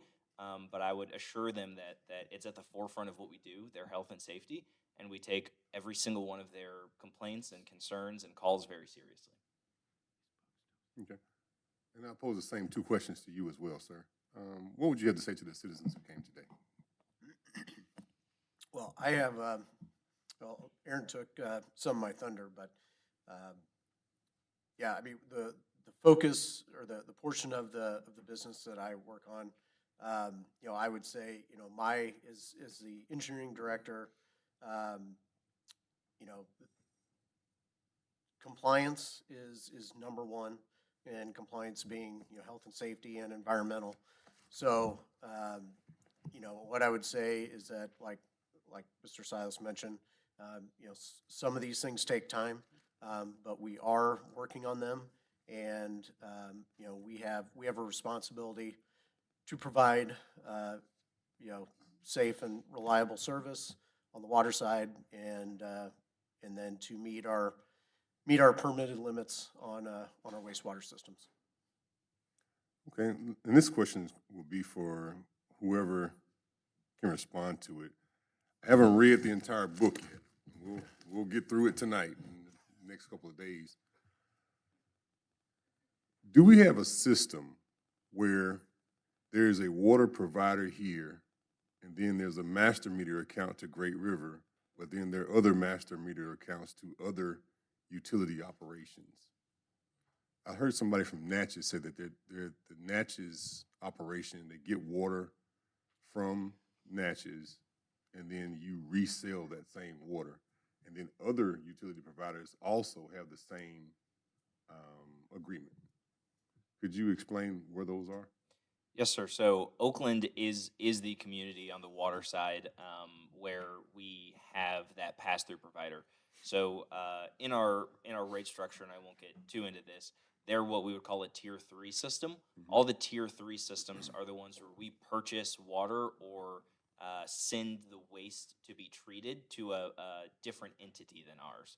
So, for example, Natchez Waterworks, we purchase water directly from them through our master meter, and then we own the distribution system, the pipes that deliver it to the customer.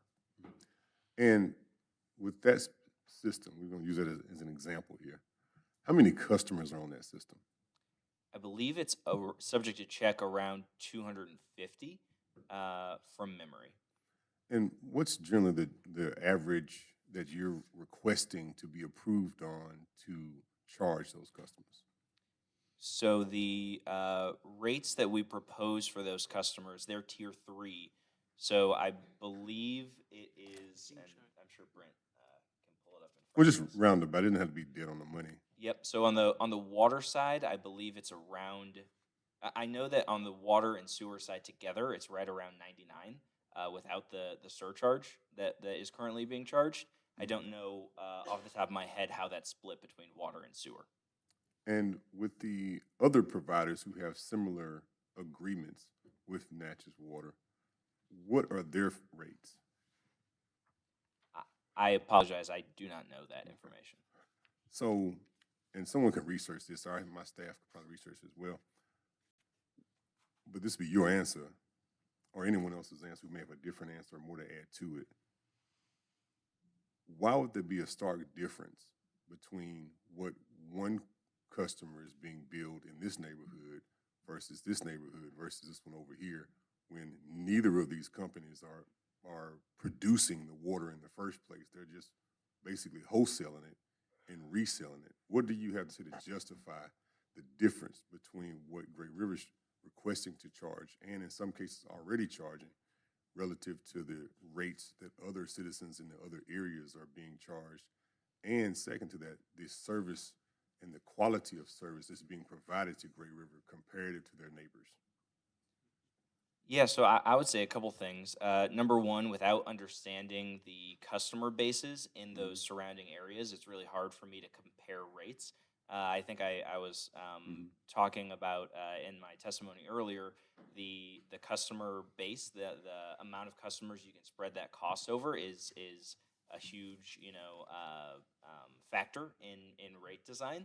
What I would say on top of that, though, is the services that Gray River provides, in my experience and in my opinion, are superior to those of other utilities. I think that our self-service options are superior. I think most of our customers, I looked at the data last month, about 65% of our customers have never contacted us for any reason at all, which to me means that they can self-serve efficiently, right? They've never contacted us about a rate increase or how to pay a bill or with a service issue at all. And so I think some of our offerings to customers on the technology side lend itself to that as well. I don't know if Brent and Jake have anything to add. Yeah, I would just say that, generally speaking, when you compare averages for any water system, I mean, it's a helpful exercise, but, the average size of our water system is much smaller than, a city usually. It's I think if you do the math, we're 200 connections or something. And so this one being 300, it's going to have a different cost profile, even when you're passing through water, than one that has 3,000 or one that has 2,000. And so that size thing makes a huge difference. It really does, even when it's distribution only, because you've got, pipes to maintain and all those sorts of things underground. Thank you, Mr. Chairman. Thank you, Commissioner Stamps. Commissioner Carr? Yes. This is a question for all three of y'all. How do y'all think it's going in the state of Mississippi right now with your company, Great River? Can you repeat that? I had trouble hearing that. I'm sorry. So how do y'all think it's going with Great River or Central States? Our customers and people in the audience today, we're not sure if it's Central States or Great River. So how do y'all think it's going with your company in our state, based on what y'all have heard today? Yeah, I can start us off here. Like I said before, I think some of the stuff we heard today was definitely not great to hear, right? And we're going to investigate all of that. I would say at a high level, I think that a lot of the work that we've done to date has tremendously turned communities around. I think, as we've said before, we're in progress on turning even more communities around. I think that, when I look at the call center metrics and the data that I provided in my testimony, with an abandon rate of 1.0, which means, the customers weren't able to reach an agent, with an industry standard of 5 to 7%, we're remarkably below that industry standard in terms of people who are able to reach us.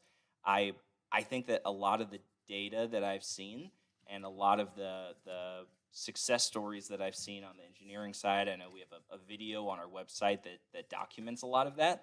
I think that we've had a lot of success in communities, and we're in progress on turning around a lot more. So I think it's, there's a lot of work to be done. There's always a lot of work to be done, a lot of deferred maintenance to solve from, historical issues, but that's kind of what I would say. Yeah, I would agree with that. I mean, I think the general theme is we still have work to do here. We know that systems still need improvements. We know that some of the comments we heard today about being able to get in touch with customer service, as Aaron mentioned, our data doesn't bear that out, but we want to run down each of those issues and see if we can find out what happened to that. And so we certainly know that we have improvements to make. I think, and I mentioned this before as well, but, no one likes rate increases. We would love to, not be able to increase rates or not have to increase rates to do what we do, but that's just not the reality that we work in. And so we know that shines a bright light on other issues as well, which is an opportunity for us, an opportunity to get better, an opportunity to improve. So we certainly would not sit here and say everything is, ship shape or anything like that. We know that there's room for improvement for sure, and we heard about a lot of those particular issues today.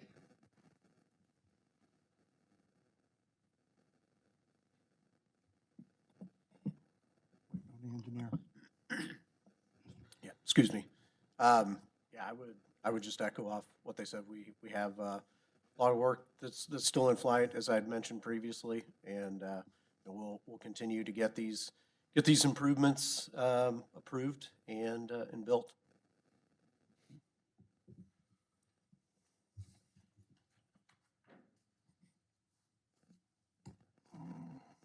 Gentleman in the middle. So, you and I was in Natchez, correct? Yes, sir. Along with your team, along with your council. Can you elaborate on that meeting? I can. Myself and a few of my coworkers and the Balch Bingham, our legal representation, went to Natchez for I would call it a community meeting maybe, or a hearing. Board of that they- Supervisors meeting. Sorry? Sorry, it was a Board of Supervisors meeting. Board of Supervisors meeting I believe they do monthly. And the topic that I was there for was about the Oakland community. I think you heard from a couple of the Oakland residents today, and there was a general kind of sense of I'll call it anger about the rate increase. They don't believe that we have provided the services that we said we would. I can speak to a few of those things. Number one, they wanted their meters read. We have a meter replacement stipulation with the staff right now as a part of an annual true-up on our pass-through increase. So we are currently in the middle of the meter replacement that's necessary for that service area. So I can speak to that. I know that as part of some of the concerns we got with that true-up as well, we put in a separate test for the master meter to ensure that Natchez Waterworks was billing us correctly, so we could pass that through correctly to the customers. And we have the results of that as well as part of that stipulation. And so I guess if I'm summarizing that meeting, there was a general discontent with the rate increase. So you think there was none of them there for the service that was being provided? I definitely think that there were service issues that were brought up as well. But kind of as Mr. T stated, generally a lot of that comes to light in the context of a rate increase, and that kind of really gives customers a pathway to voice their opinions and their concerns with the service. Correct me if I'm wrong, you said you've got a 65% rating, or as far as people that haven't complained? So sorry, that 65% is people who have never contacted us at all. So that's about the rate increase, about service, about billing inquiries, et cetera. The folks who have contacted us about the rate increase, we're able to disposition those call logs. About 8.5% of our customers have called specifically about the rate increase. So the number for that one is 8.5%. So overall, do y'all have one call center? We have a centralized call center with multiple customer service representatives, yes. And that's 24/7? Yes, sir. How many's in there? How many employees are in that call center? It's subject to check right around 25. So at any given time, there are, depending on the time of day and if it's after hours, I would say, up to 19 customer service representatives ready to take calls at a given time. So what's their hours? So where we're most heavily staffed is 7 to 7, and then there are other customer service representatives available 24/7. So that's 365 as well, even holidays. Mm-hmm. And where's it located? The home office is in Missouri.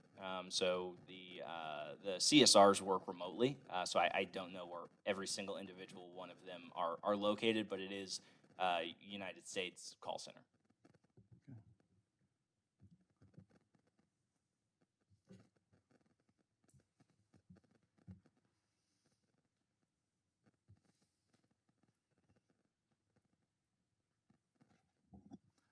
So if you had to, tell me what business you're in. That's a very simple question. We're in the Should be a simple answer. utility business, sir. No, sir. No, sir. In the service business. Every business is in the service business. We talked, we had comments today from a retired dentist. You remember his quote? I do.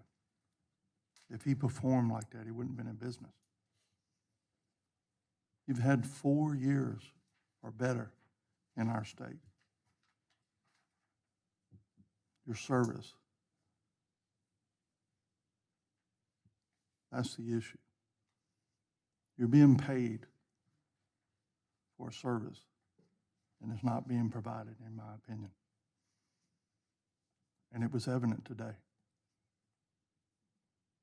I'm a builder. I'm a contractor. I've been in it for 40-something years. It's my service. It's what counts. Our state is probably one of the poorest states in the union. I noticed that you made a comment, and I hope I heard you correctly, about educational knowledge. You remember that comment? I do. Okay. That's our citizens that made that comment. And the majority of those were retired. And the majority of them are business people. We had 2 system operators that came here to complain about y'all's service. That should be an alarm going off somewhere. Do y'all have the same service in other states? I would say we have the same, standard of service to provide our safe, reliable, and environmentally responsible service in every jurisdiction we operate in, yes. So as we know, that's what's going on in our country with inflation, correct? It's tremendous. Y'all went up 200, 300, 400%. Not one person in here today, their wages has went up that much. That's very concerning to me. When we was in Natchez, I had a lady that showed me her bills. She's on a fixed income. And we had one lady testify today. Her retirement was $500 and her water bill was $100. Can you explain that to her? Can you justify that? That's a question that needs to go from y'all all the way to the top.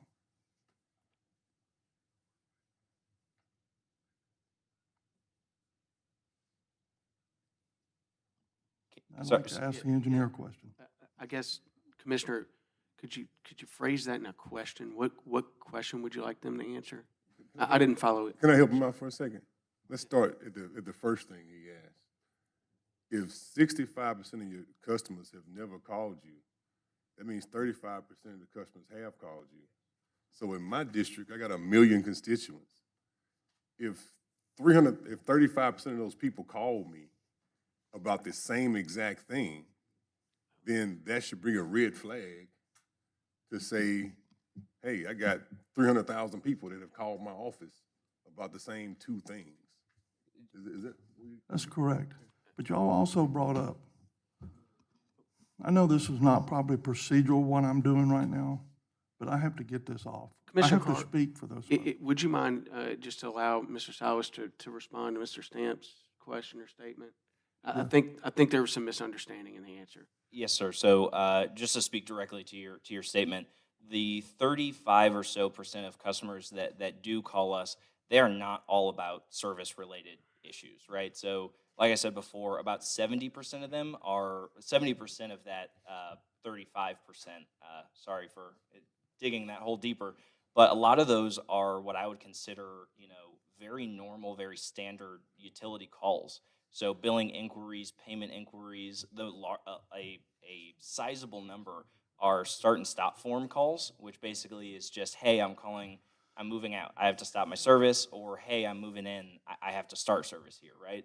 And so I just want to make clear for you all that 35% of our customers do not call us about service-related issues. It is a much smaller number.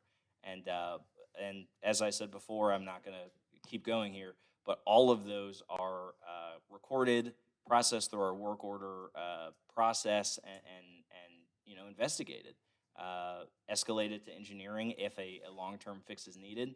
We take every single one of those service concerns very seriously.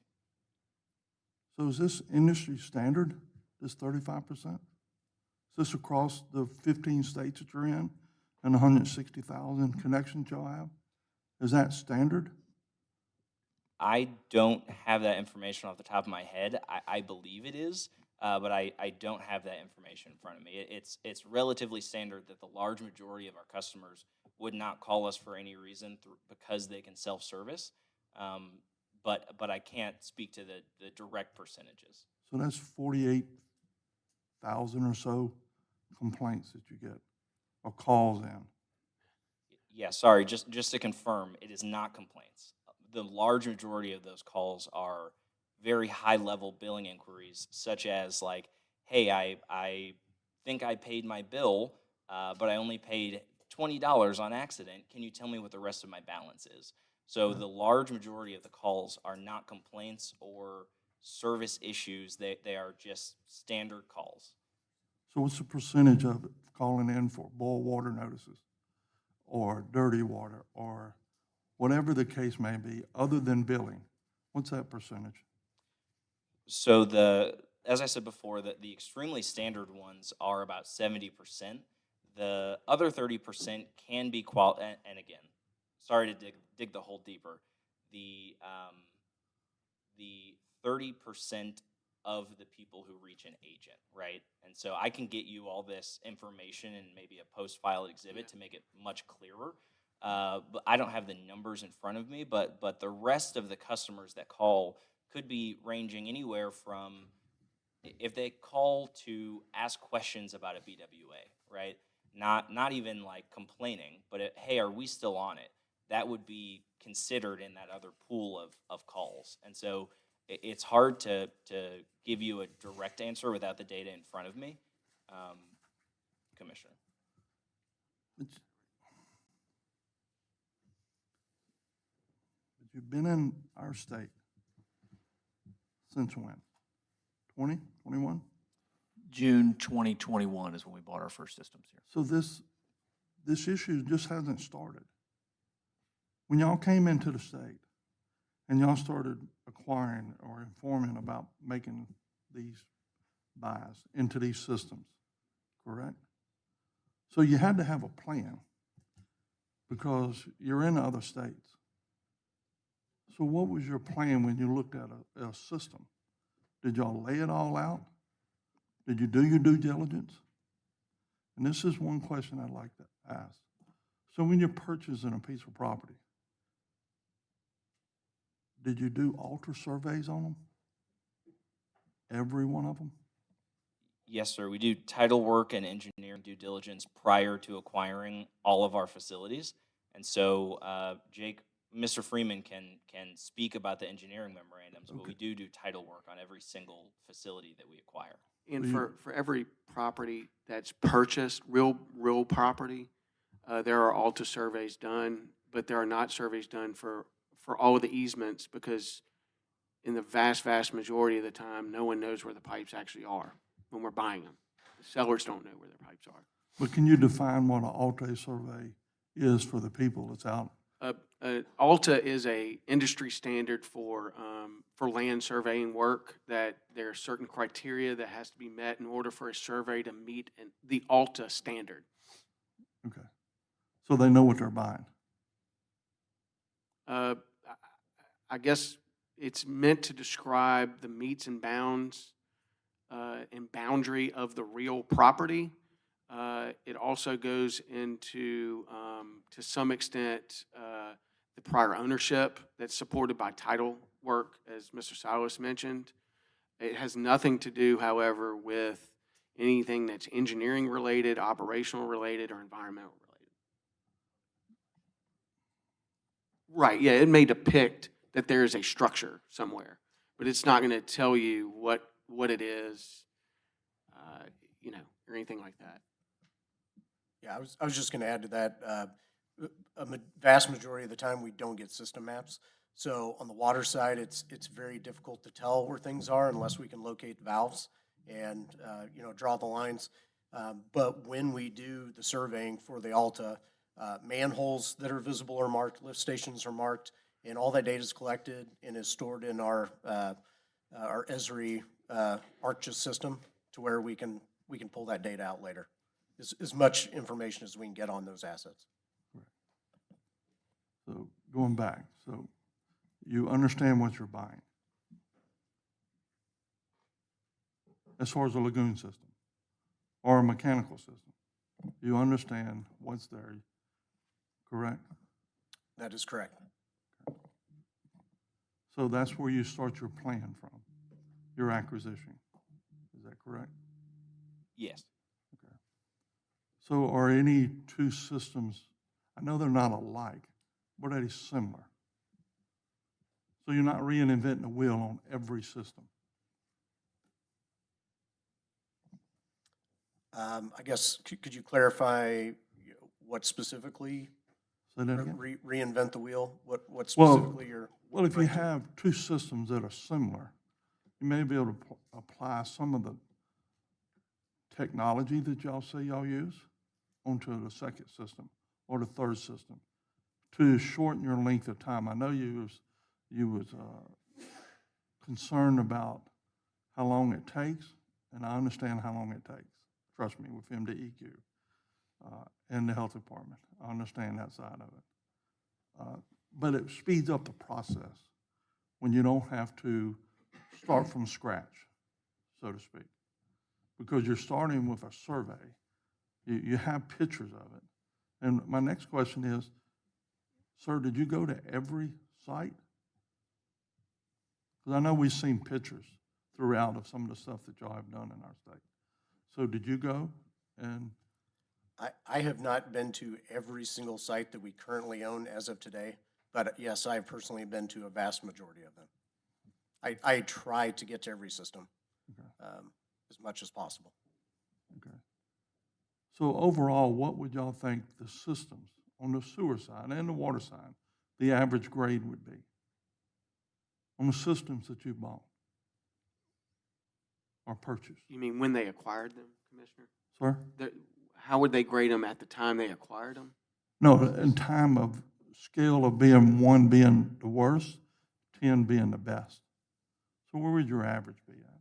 Yeah, as of the date they take it over, is that when you Yes, want them to from the grade time them? you take it over to where they're at now. Yeah, I would say generally they would receive a very low score. And today? Today, the systems that we've able to bring back into compliance would have a relatively high score. In contrast, So when you started your acquisition, did you have reports from MDEQ or the Public Health Department on those systems? yes, we have we have a third-party engineer, like I mentioned before, go out and do site visit. They meet with the seller, try to gather all the information they can, and then do a desktop review of any available, you know, reports, inspections. They pull the permit, the NEPDES, the discharge permit, and look and see if the facility as it exists can, you know, is capable of meeting limits or needs process upgrades. You know, they search for basically any you know, publicly available data that they can find online or in communication with the state. So if I read correctly, you are licensed in Missouri, I'm licensed in Missouri, Kansas, and Illinois. That's correct. so you're not licensed in Mississippi.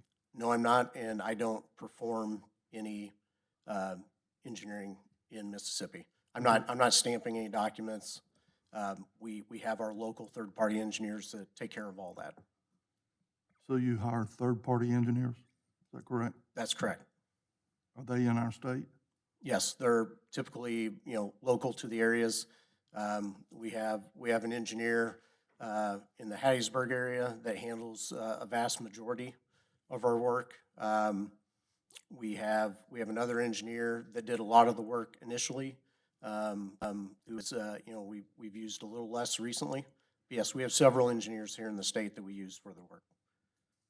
We have one engineer that we use from the Missouri area, and the reason for that is we've been using as you mentioned, being able to replicate, process to improve the speed and things like that. We have a lagoon upgrade system that we piloted in Missouri. We also piloted in Louisiana that we brought to Mississippi, and that's a very simple, simple solution that you can use as, kind of like a Lego block, depending on how much water you need to treat, and that standardizes equipment in the process, and also the plans and specs to get approved through the state to try to speed up, not only the approval process through the state, but also the acquisition of the equipment when we get to the construction phase as well. So when the third-party engineer does his work, who does he present it to? We pay him, he provides the report to us. And then I believe we also send a copy in for the acquisition case during that process. Yeah, all the engineering reports that were submitted, that were prepared for any systems acquired were provided to the staff and indirectly to the commission for every system acquired to date. My point is. Now, engineering work that was done post-acquisition for improvements, it depends on what the commission's rules require on a case-by-case basis.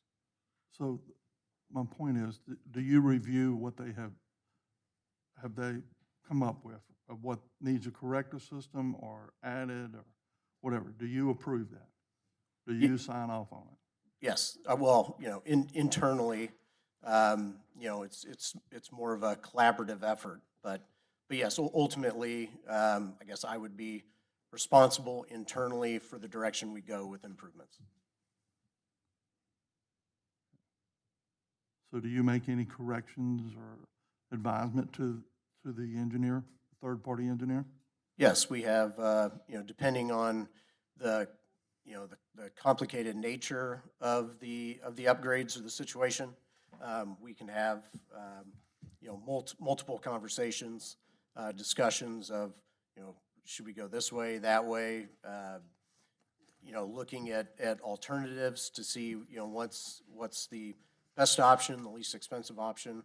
Those are conversations that we have on a regular basis with our engineers. Either we have regular weekly or bi-weekly meetings, depending on the engineer and what their current workload is, that we review all projects on a regular basis.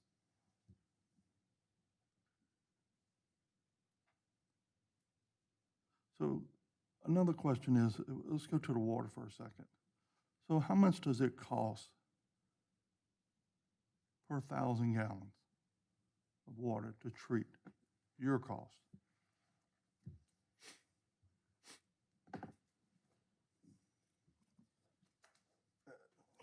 I would not have the information in front of me. There's a lot of variables.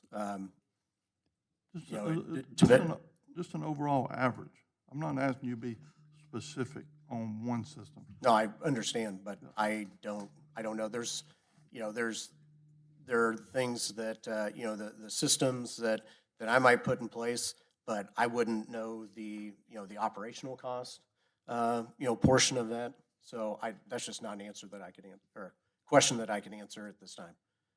We could look at that and get back with you on something, but it's not something I can sit here and answer. Do you know what it is in other states? I don't, because that's not my wheelhouse of what I do for the company. Whose wheelhouse is it in?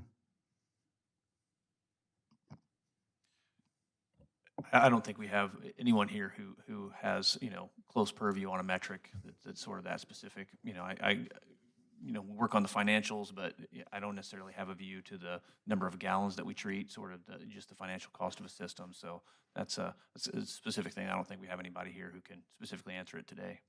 We certainly are willing to get back to you on it. Absolutely.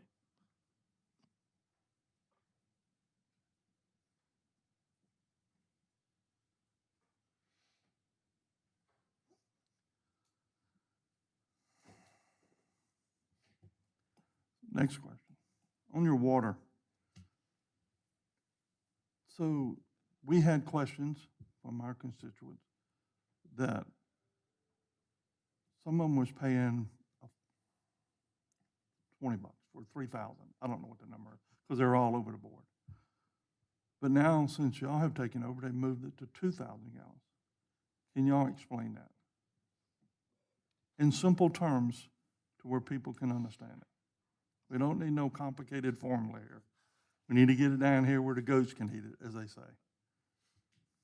Yes, definitely. I can attempt to do so. So the usage, the consumption on any given bill is really a derivative, a calculation based on the rate design, right? So rate design is something that we're very flexible with. We've been very flexible with in our prior rate cases and other jurisdictions. How you factor the number of gallons in the minimum or the usage charge per thousand, we're open to changing that rate design. However, right, if they went from having 3,000 gallons included in their base charge and now it's 2,000, then the math would mean that the base charge is more of that is put into the usage component, right? And so it's really just a math formula to get to the same number on the bill. Is I think as simple as I can attempt to summarize that. Rate design is an art, not a science, is kind of how I've heard it explained. And so the usage included in the base is flexible.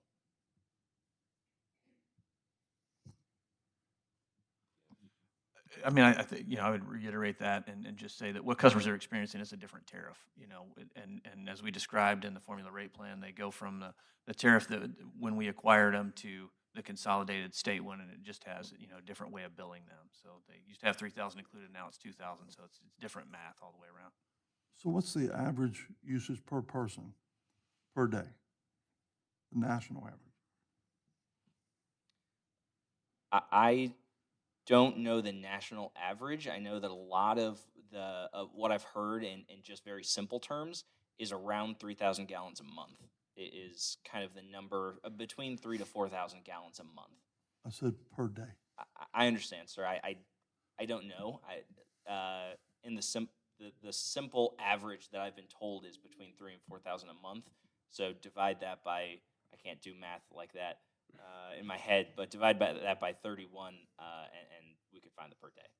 Yeah, I would add to that, at least on the, what we see, I know you asked about water, but like what we see coming into the wastewater plants, I would say, across our entire footprint is somewhere around 160 gallons a day. And that varies, obviously, some places it's closer to 100, some places it's 200 to 250. But I would say, in general, across the board, what we see is about 160 gallons a day. That comes, not irrigation, obviously, just, personal use within the home goes to the wastewater plant. So how would you explain to someone that's, we're going to use Miss Smith, that's retired and living on a fixed income. How would you explain to her that she has a flat rate, and she has, as someone said earlier, that she has a neighbor that's got 3 children in a swimming pool, and she's doing everything she can, and the people next door are just living it up? Is that not like subsidized? So I don't think so on the sewer side, right? So on the sewer side, we proposed a flat rate because the wastewater systems are generally designed to serve a certain capacity no matter what kind of usage is used by any individual customer, right? And so what we've seen is that the cost of providing service is very inelastic based on the wastewater output that's going into the system. So I don't think that there's a whole lot of variable in flat sewer rates, and I think that's what we see kind of across the country. There are flat sewer rates in many jurisdictions and many situations when water usage is either not available or they are a sewer-only provider. My question was water. Gotcha. I So- wasn't talking about the sewer side. I was talking Yep. about the water side. You're taking her ability away to be frugal because her bill is the exact same. Even though she flushes the toilet, washes dishes once a day, she's doing everything in her power to no avail. You've taken that freedom away from her to control her utility bill. Just like if she turns the lights off, she controls it. She cannot control it if it's a flat rate. Understood. On the water side, there are a lot of different consumption rates based on meter sizes, right? There are a lot of service areas that we acquired that never had meters at all in the history of the system, right? And so we have not gone through and installed all those meters because of the costs of buying the meters, digging the pits. Those customers are used to flat rate, and so to us, it makes a whole lot of sense to not incur additional costs to get them on a metered rate. I would say for those customers that had been charged a metered rate prior to our taking ownership, and due to either meter malfunctions or unreliability of the metering data, we do have plans in place to test and replace the meters that are faulty. I think one of the things that I run into all the time with prior owners is faulty meter data, right? And for a pretty long period of time, whenever we adopt the usage charges of the prior owner and we're charging those, if we don't have good, reliable usage data, we charge those customers the bare minimum, right? So no usage component at all. And now that they're on a flat rate, I mean, the idea is to get those meters tested, get them, replaced, and convert them to metered rates. Generally, that happens after we make the fixes at the treatment facilities. It's after we make the fixes at the well facilities and the pumping facilities. The distribution and metering component of that comes after the real health and safety issues at the forefront. But that is the plan for systems that we adopted faulty or unreliable meters at.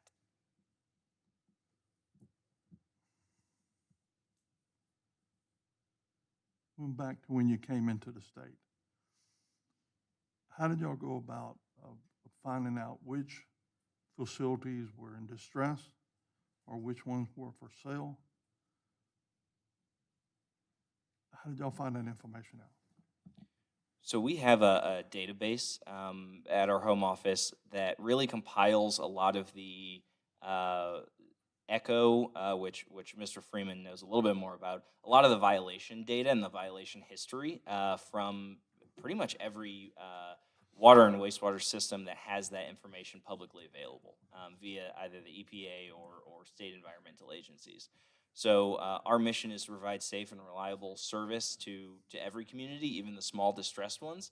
And so we were able to reach out to those distressed systems, see if they need assistance, if they needed to sell, if they needed to get out of the business. And eventually it became a what I'll refer to as just a cycle, right? Where nowadays people, the DEQ, other kind of state entities refer those systems to us because they know that we'll come in and tackle some of those hard issues. So we do have a database, though, of the systems and their violations. Did I hear you correctly that you said that government officials came to you and started saying, hey, look at this system, look at that system? Or did y'all talk to them first and say, hey, do you have any systems for sale? We're here to acquire them. I want to be specific. Yeah, I know that we have met with individuals at all of those entities, and I think, What entities? I think from my understanding, we've met with individuals at the Mississippi Department of Environmental Quality and the Department of Health. And I think it's kind of become commonplace for us in all of our jurisdictions to say, hey, if you have, what I'll call a problem situation, we're willing to tackle the stuff that no one else is willing to face. Decades of noncompliance, decades of deferred maintenance, we're willing to step in and solve that situation. And so if there are situations where you just can't find a solution, just know that we are a solution. And really what happens there is they get us in touch with the seller, and all of the negotiations are done with the seller of that utility, with the owner of that utility, as an arm's length transaction.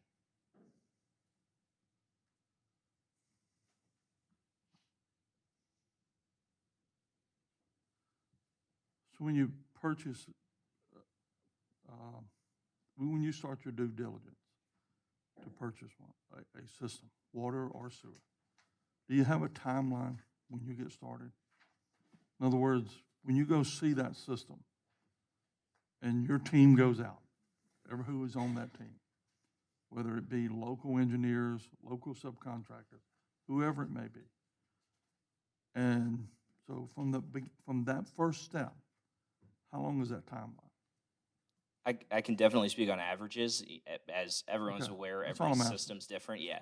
So, and Jake can chime in if I get any of this a little wrong, but in general, what I've seen is prior to taking ownership of a system, we do all that due diligence, the engineering memorandums that were referenced before, and we have a plan right from the beginning, right?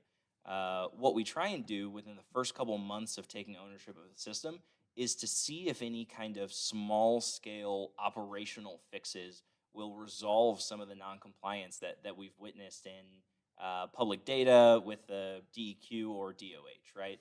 And so what that looks like is, for example, we can say, we see that a system has a history of violations and we want to come in and replace the aerators because they're not working. If we get on site and we see that you just have to turn them on and wow, now the system's, meeting its limits and it's in compliance, we're not going to spend all the money necessary to replace that, right? It just had to run.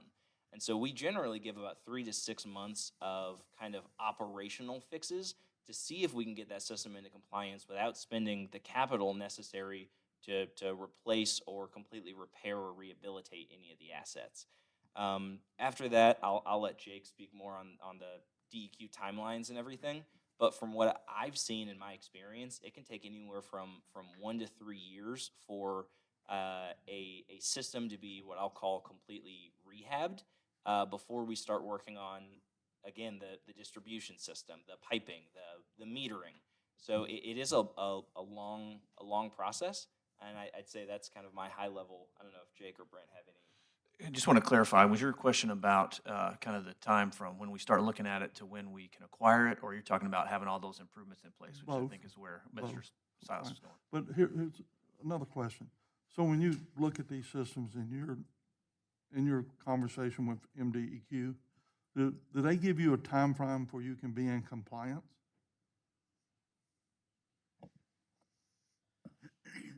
Yeah, the general timeline on the, I'll call it a compliance agreement is 2 years.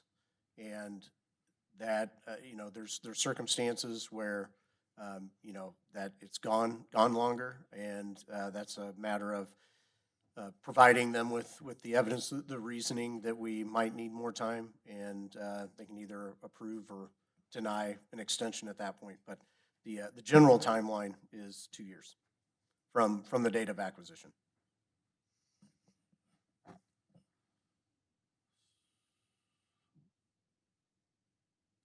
Two years? Yes, 2 years.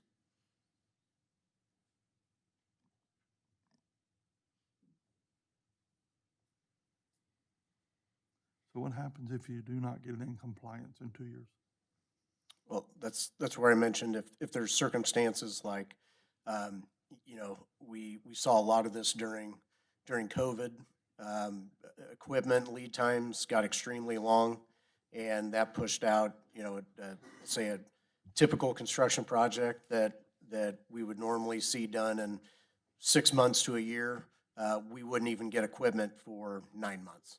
So that pushed that time frame out, and that was a matter of providing DQ all the data, and then they would either approve or deny what essentially was an extension request for that original 2-year timeline.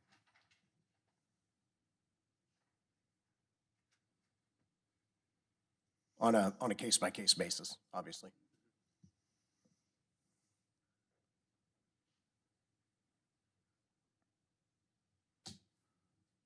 So when you start this process and you are going to acquire it, and sir, you say you send out letters that communicating with the customers and let them know your timeline of what you're going to do.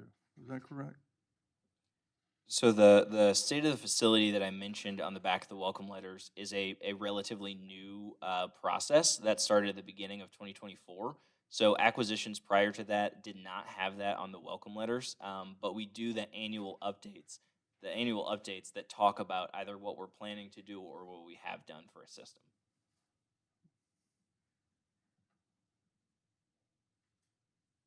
So on your third-party engineers and your contractors, are they all licensed in our state, and are they registered with the State Board of Contractors? Yes. Okay. And also, when you're in an area that doesn't have a code office, who does the inspections? I'm sorry, in areas where we don't have a what? A code office, code enforcement. Oh. I mean, that's up to the state, how they employ their employees to take care of inspections. I don't know the answer to that. I can just to throw in some kind of internal procedures we have. We have a compliance department internally that's tasked with going to these sites and doing inspections as well, as if a kind of inspector, an outside inspector was going to do it. And then we also have a regional manager in the state of Mississippi that does inspections as well. So I can't speak to specifically what happens if, a facility is in an area that doesn't have an official code inspector. But I do know that at the very least internally, we do kind of our own audits and inspections of the systems as well.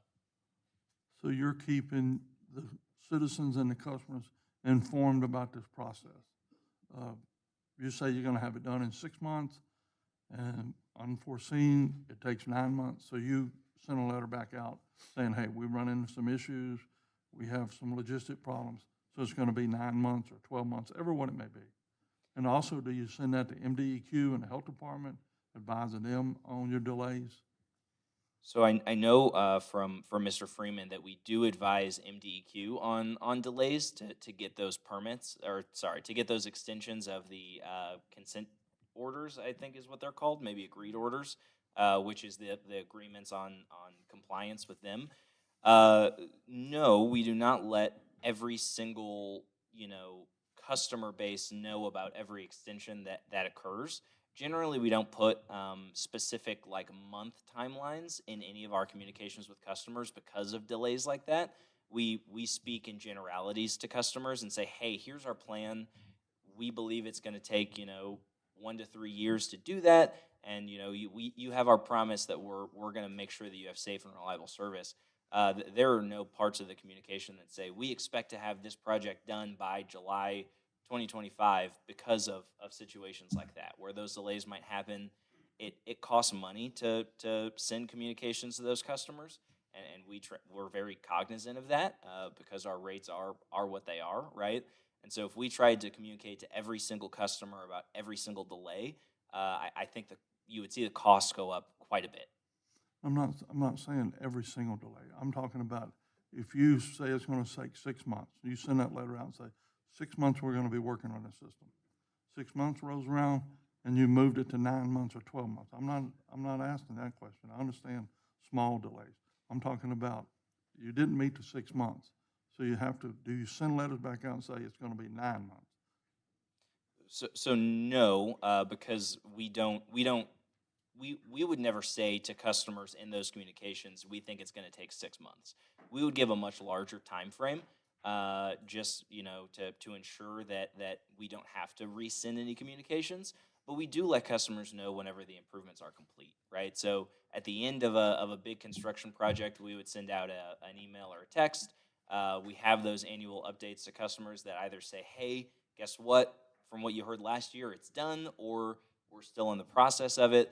So they do get those annual updates at a bare minimum, and we try to keep customers informed via text and email when projects are completed. But to answer your question directly, no, we do not send follow-up letters on month delays because we would never tell customers that we expect it to be done in 6 months. Okay, I'm gonna let you have it. I'll come back with some more questions. Go ahead, Commissioner Brown. Thank you, Commissioner Carr. Gentlemen, thank you for your time. I do have a few questions. Per the discussion today, and I spent some time in Lafayette County visiting with a town hall, and the room was full, and I heard a lot of things that were enlightening. One was when certain things are stated to us, like the costs were incurred. That is why the rate's going up. Case in point, there was a neighborhood that was mentioned today, and there were 2 wells. It was reported to us that both of them, a lot of the costs were to get that second well in compliance. We assumed that meant that well was up and going, and that's an assumption on our part. So we get into the community, and one of the people there, and it was a room full, over 100, 150 probably, in an auditorium setting. One of the gentlemen that was there was mentioned today that he's in a house that's on a little bit of a ridge, and he doesn't have any water pressure, not enough to take a shower for sure, from 6 to 10.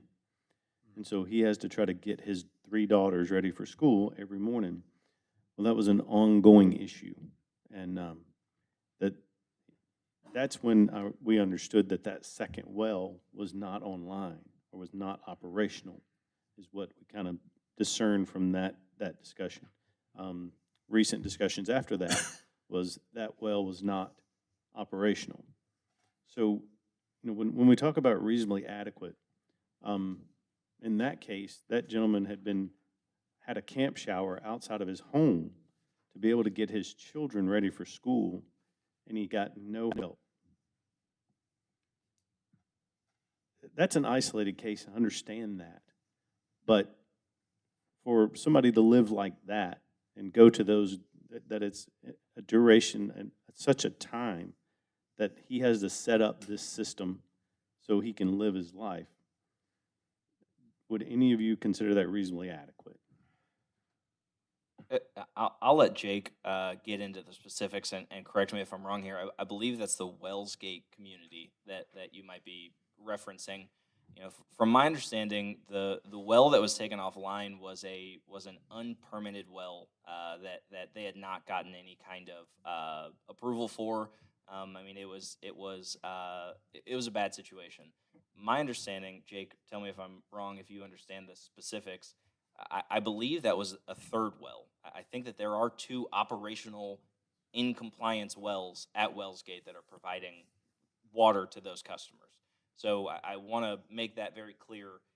2 wells, Jake, am I? No, there were only 2 wells.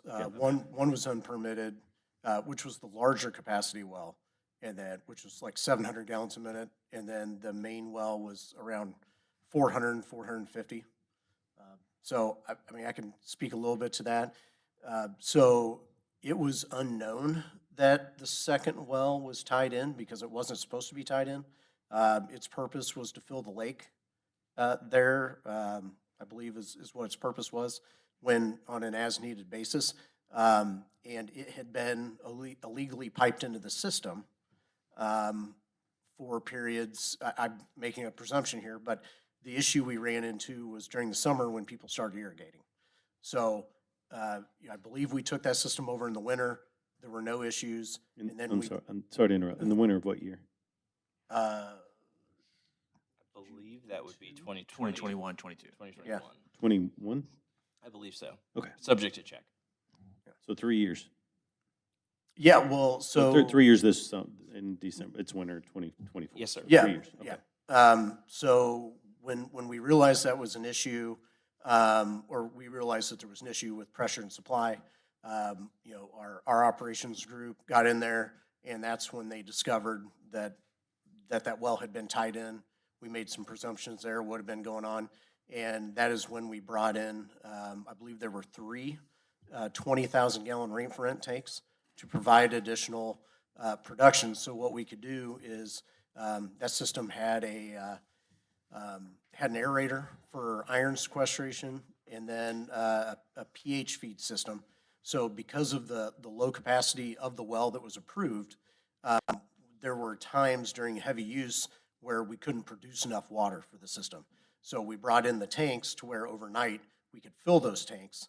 And so we could get through that, that time when the high demand hit, you know, in the morning or in the afternoon, whenever people were watering. I don't remember off the top of my head, but that process occurred once we started getting calls and realized there was an issue there. I want to say within a month, maybe a month and a half, we got those tanks installed. And since then, we've done a full project where we got the second well permitted, so that's online.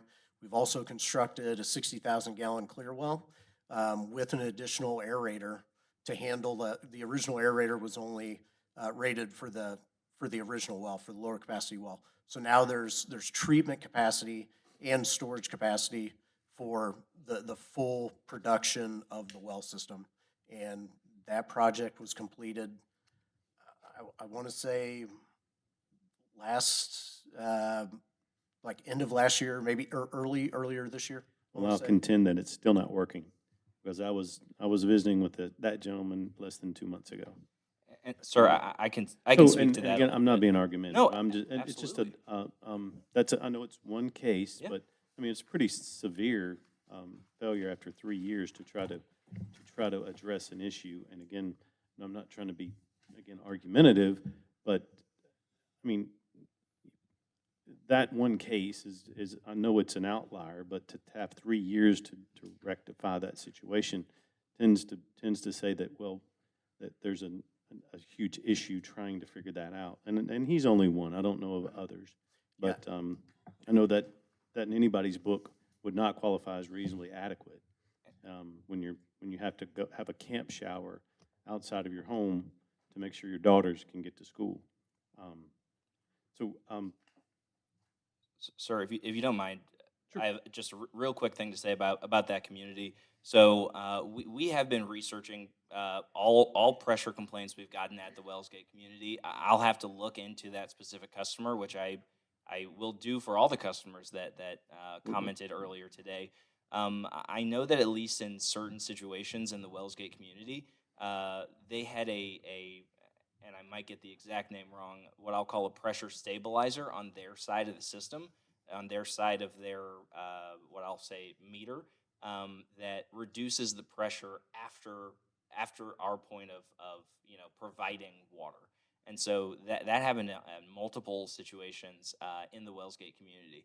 And so I'll look into that specific customer because I know that's happened in other places, and I'll definitely either give that information to the customer or provide you all an explanation on that individual. And you are correct. I had heard that too, that there was a pressure valve that was in place that reduced the pressure. So that's correct. Not this case, but it is some cases in the neighborhood. Back to the customer service side, do y'all, I mean, as a business guy, I was in retail, so we always kept customer satisfaction ratings. So the number of people that called in with a legitimate complaint, service complaint, we would track how well or how quick we resolved that issue. Do y'all track that? I know you said that a lot of the calls are, what my bill was $20 and, it should have been 24 or whatever the number was, but do y'all track like service issues, how many you have, and then time it takes to resolve those, and kind of what a customer satisfaction rating is per occurrence, or as an average, not per occurrence, obviously, but as an average? Do y'all track that corporately? And is it by neighborhood, by state? Yes, sir. So I'll split that into two answers really quickly. We do have a customer satisfaction survey at the end of all of our customer agent calls. About 2,000, upwards of 2,500 customers have chosen to take that this year to date. And Great River has received I'm sorry, how many? It's in my testimony. Let me check on the specific number so that I don't misquote. So 2,790 customers have taken that customer satisfaction survey. What Just page in is that? just in Mississippi? In Mississippi. Okay. Yes, sir. What Sorry. page is that? This is page 8 of 9 of my of Aaron Silas's testimony. That'd be during exhibit. testimony. What would that be, Leo? Exhibit what? Which one's his? 12, Exhibit 12. Exhibit 12, okay. It was a standalone sheet. There you go. Yes, sir. So 2,790 customers have taken our customer satisfaction survey and have given us what I'll call a perfect survey rate, which means that they answered yes to all three of the questions they were asked, which is, was the agent knowledgeable? Were you able to get a resolution? And was the agent friendly? So we do have those surveys available. I'll say that, out of the 15% that weren't perfect, we review all the ones that are negative across the board. So we have call recordings. I ask for those, my team asks for those, and we review and provide coaching to those agents. On the service inquiry side, we do track the work orders. It's the process that I mentioned before, where a CSR calls, they put in a work order that gets assigned to operations. We do track the timeliness of all of those, and those are reviewed on a pretty systematic basis by our operations team as well. Thank you. The one example, I'm going to use it again. So when you make improvements, like Wellsgate, those improvements were made, you had capital investments, and that was added to the rate base. How does that situation slip through for 3 years? I mean, when that individual, and there's more, I do have his name and I'll share it with you, but when you have that individual that is subjected to that kind of lack of service, if you will, how does that slip through for 3 years? And how do we tell him or his family that the rate, his rate went from what it was to what it is? And I think that's a lot of the anxiety is the level of service, and I think we continue to get back to that.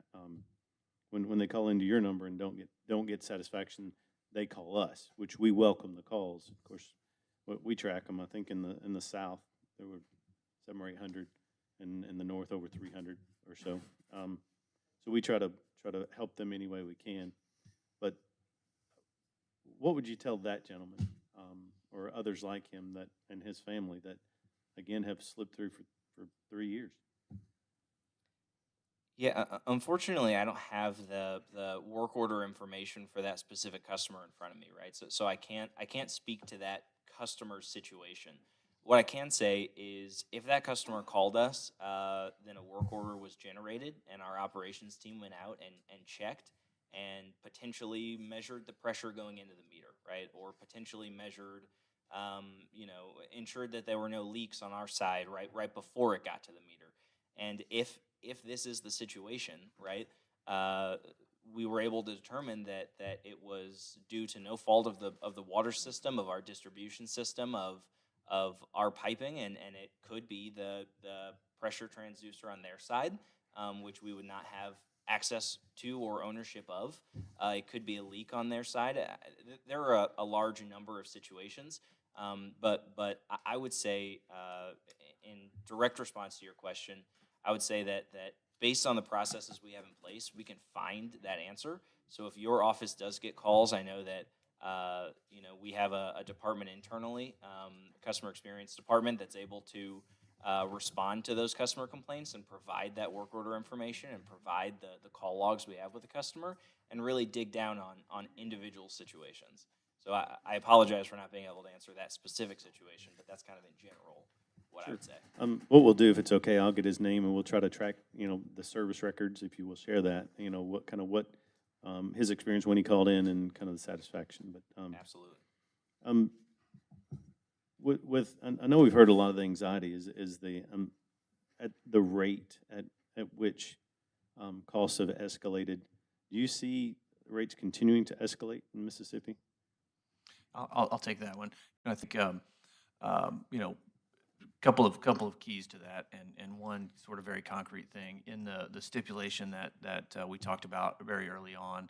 There is a rate moratorium for 2025, right? So understanding and hearing companies willing to do that. I think we continue to need to make necessary improvements and do what it takes to have systems in compliance. And we think, you know, as our company grows, that provides downward pressure on rates as well, right? And so we certainly would seek to continue to acquire systems in Mississippi to help keep, you know, rates at a sustainable level for everyone into the future. So as your capital investments, I know this is getting into the weeds a little bit, but as a business guy, that's what we did. As you have capital investments and you depreciate those and those kind of come off, do you see that in the state of Mississippi that once those systems are stabilized and those assets are depreciated down, that would change the rate, the formula rate plan and actually decrease rates? Oh, absolutely. In fact, you know, we have been, the state we've been in the longest is Missouri, and we did a rate case there using a 2022 test year. It finished up last year. We were able to reduce rates for some customers that we had acquired early on, and it was exactly the situation you said. They needed significant investment early on, and then as we grew in the state and those assets start to depreciate down and the rate base goes down, it does reduce rates. In some cases, you know, kind of significantly, 10 or 15 bucks for some customers. I know it's hypothetical, but so does Missouri doesn't have a standardized rate across the state?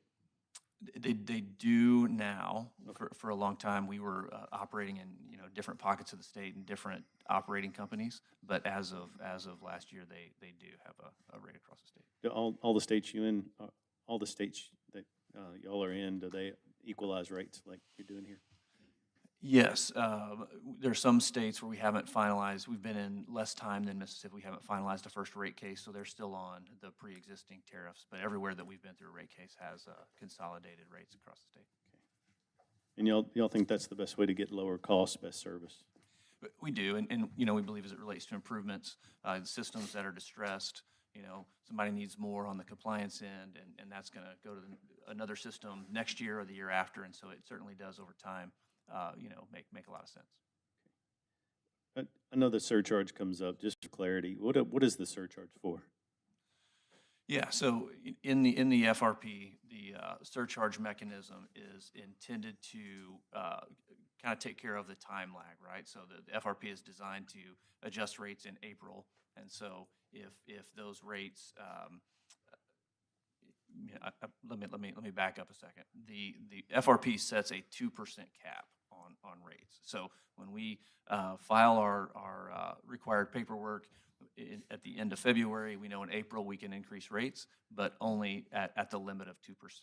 And so what happens later in the year then, if the kind of the statutory timelines are not met, we have the opportunity to add that surcharge to recoup that kind of lost revenue. Okay. So it's a time difference between April and July or August. Gotcha. On the deployment of assets, and as you rehab or the things that you have in your testimony, when you report certain things completed that goes into the rate plan, who goes and makes sure that that's done? You know, like the second well at Wells Gate. You know, who's the one that says yes, it was done, and they check it off the list? Yeah, so I think Jake should answer this. I think, you know, from an accounting perspective, when that all goes into service, we get sign off from the engineers that it's done. So I'll let Jake speak to his team's process. Yeah, so, you know, we have, especially with the projects that have a construction permit, there's paperwork that the engineer of record has to file with the state stating that the project's complete as designed. They sign off on it, that goes to the state. And then internally, we'll do a final checklist, walkthrough, you know, make sure, you know, I'm just kind of spitballing here, but, you know, if we had to tear up a grassed area that was reseeded, you know, all those kind of, you know, final things to release the retainage to the contractor. And so at that point, when we've checked all our boxes and made the final payment to the contractor, that would be that final check, I think, that you're referring to. But as far as anybody from the state, or nobody goes behind and checks to make sure those assets are online? No, they would. In Mississippi, I mean. Yeah. In DEQ would be relying on that certification from the engineer of record to basically do that for them. I mean, I'm sure at some point, you know, depending on their schedule for, you know, doing inspections, that, you know, when they go and inspect a site that had a bunch of work done to it recently, you know, they would add all those things to their checklist, I would presume. But to make sure that the capital expenses in, that were, that's where the report that you're talking about, the contracting report or whatever money spent would go into it, but there's really no mechanism to go and make sure that that amount was spent on that project? Yes, so with our contractor, From we, from the state, sorry. yeah, we would set up a pay estimate, a pay app that the contractor would bill against throughout the contract. So when we get done with that contract, that money has been paid out, and our engineer and Gray River has, you know, certified that everything that they bid on in the scope of work has been completed. At that point, it's deemed complete and it's been paid out and certified that it was done appropriately. Do you know if the second well at Wells Gate was completed and checked off? Yes, And it is on, it's yes, operational? it's been on for, I don't recall off the top of my head. I want to say that it took us maybe 6 months. There was a little bit of piping, you know, actually work on the well that we had to do. I think we had to run wiring from the control box because it's down the hill a little bit on that site. And then the paperwork with the state, we had to get through that, you know, get a hold of the original engineer when it was drilled, get all the specifications on the well as it was drilled, and we had to provide all that information to the state to get it appropriately registered. So as far as that particular neighborhood, you're at capacity, you don't have any more water capacity. When they're both going, if water pressure's low, there's nothing we can do. No, there should be plenty of capacity there. Okay. Yeah. Yeah, and to just hit on what Aaron mentioned earlier, we will definitely look into the gentleman. But from what I'm hearing, if there was a pressure issue in the area where his house is, he wouldn't be the only one calling. You know, it would be in that area for everyone, not just him. So I mean, that we'll definitely confirm, but that sounds like it's on his side of the meter. Whether that's There were others reporting the same thing. He's just the one that stuck out because of Okay. the daughters. All right. And so,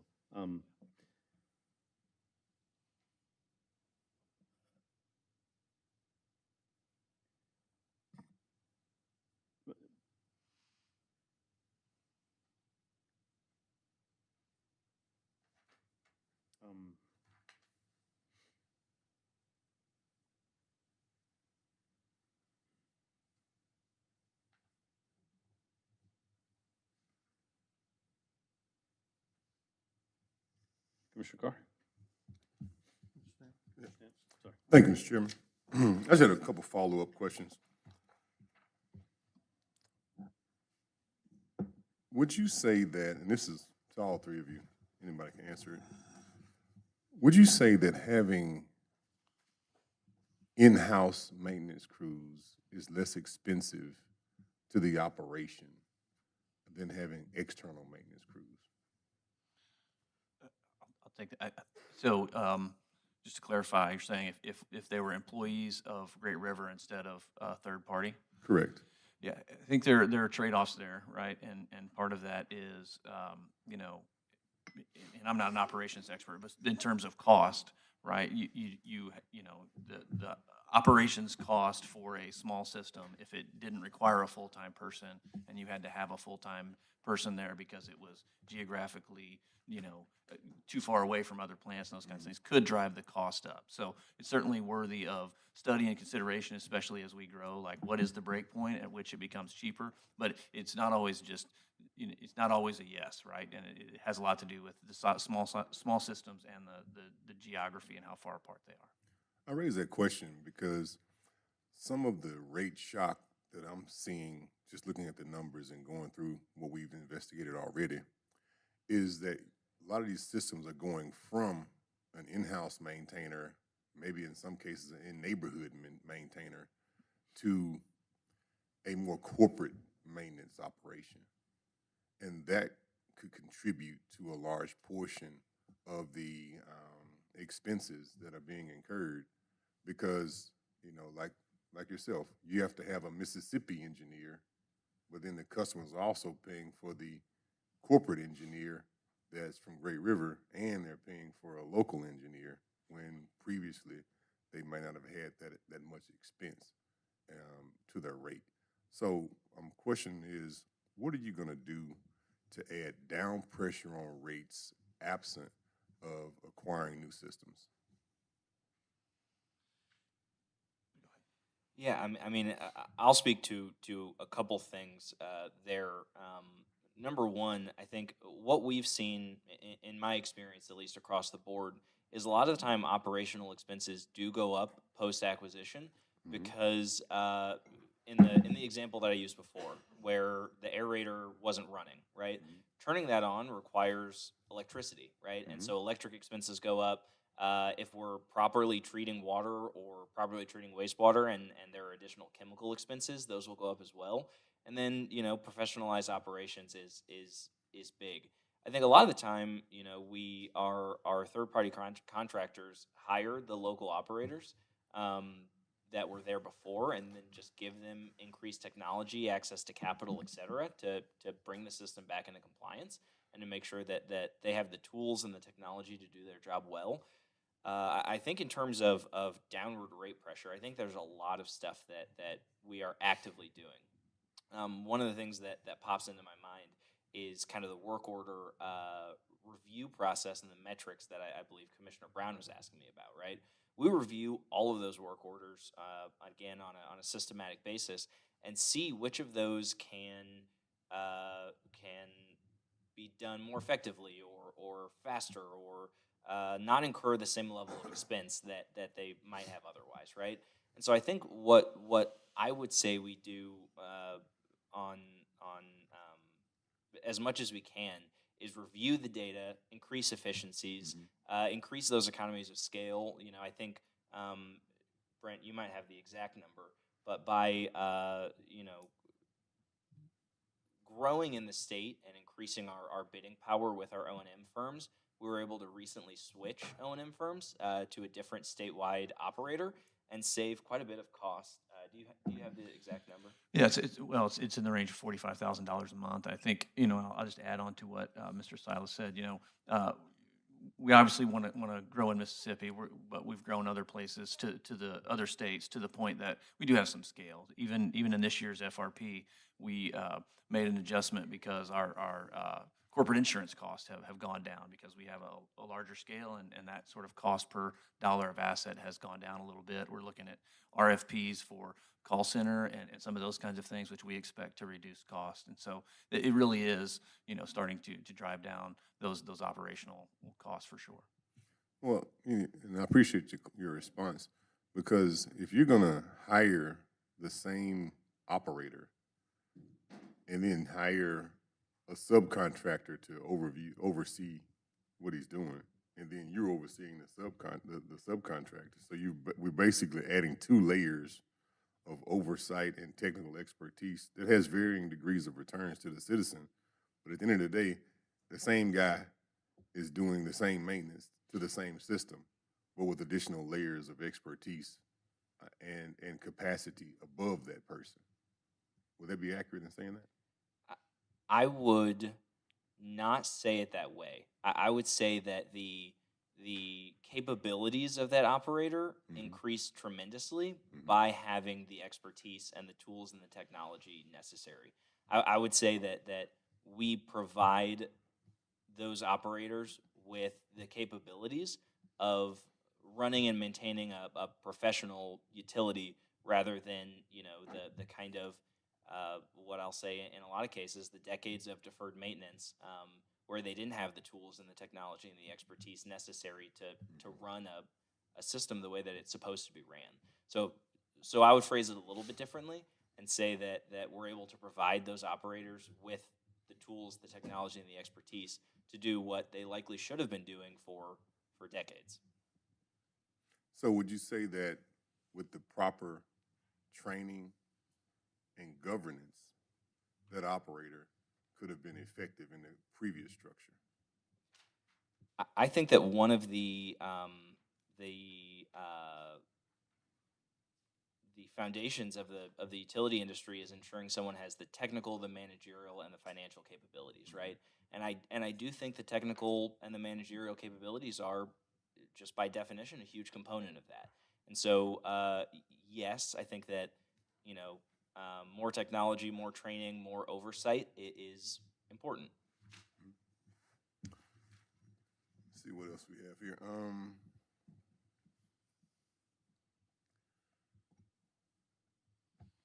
Your mapping and GIS mapping of your utilities. In many cases across the state, we don't have adequate GIS mapping in utilities so that we know what inch water lines are in this neighborhood or going down this street. What are the capacities of those things? Are you sharing that data with any state agencies so we can at least have a better mapping system of our underground utilities? So we just recently put all that information together on, you know, in our, I'll say, our internal, you know, our GIS system to where we could see it. We've been acquiring data, but we hadn't got it to a point where it was in the software where it was usable until recently. I don't know that we've received any requests like that.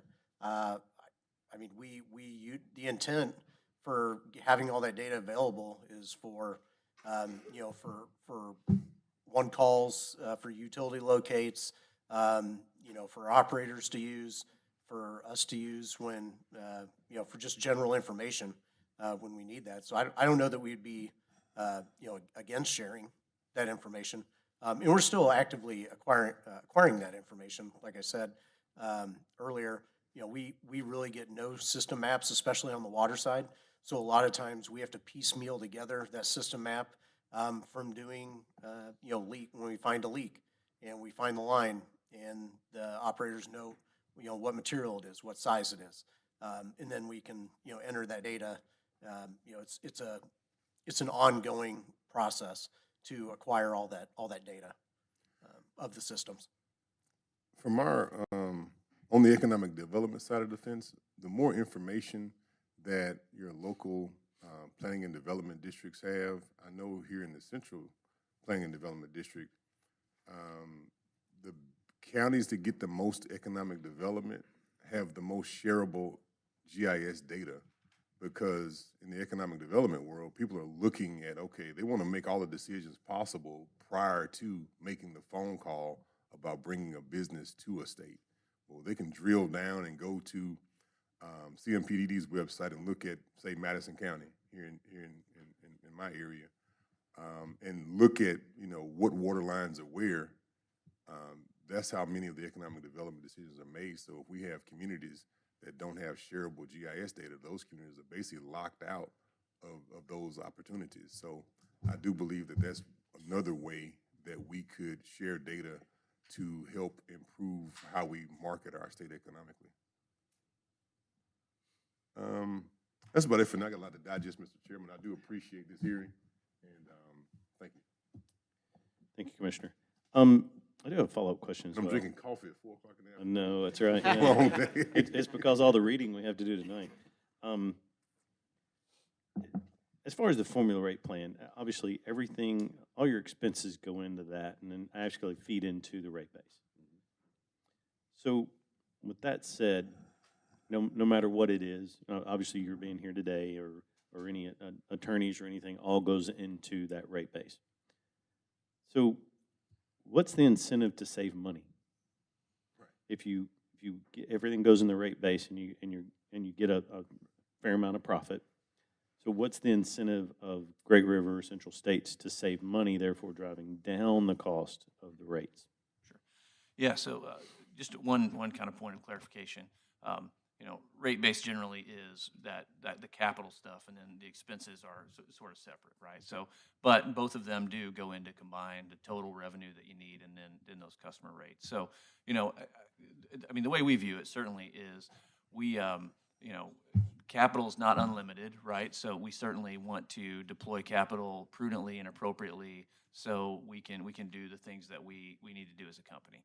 And I think the second piece for us is what's the motivation to not overspend is that we know this is all an audit and a review process. And so if we spend something, we certainly have no expectation that it's going to get through all this review process and just get into rate base without someone looking at it, you know, and the Mississippi Commission staff has looked at things and used consultants to do so. And so we understand that check on what we're doing all the time, right? That there is going to be a review. There's no, you know, spend whatever you want and it just goes through carte blanche or unchecked. And so we're fully aware of that.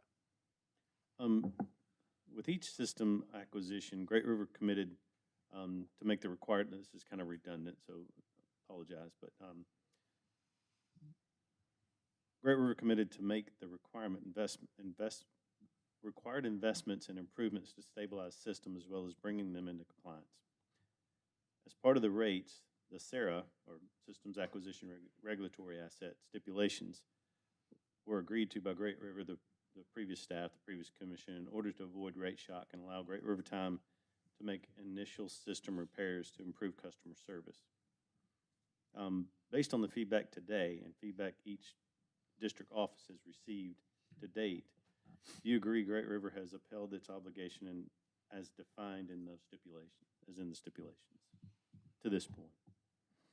Related specifically around the SARA or kind of the more general point there? All of the above, just kind of. Yeah, so I think, you know, with the two thoughts here. One, you know, the SARA and RIMRA are not, there are no costs associated with those in this rate case. There's not added to rate base. So from the perspective of, you know, those things that were intended to, you know, incentivize us to get into compliance and do all those kinds of things, those are not sort of part of the rate calculation that's going on here. I think, secondly, it is a process and it takes time. So I think, you know, to assume that it's all going to be done within a 12-month period, which is how long the SARA or the RIMRA last, is not realistic. And so, you know, are we making progress? Are we moving forward? Yes. Is it all done? No. So that's how I would answer that. Commissioner Carr? Yes.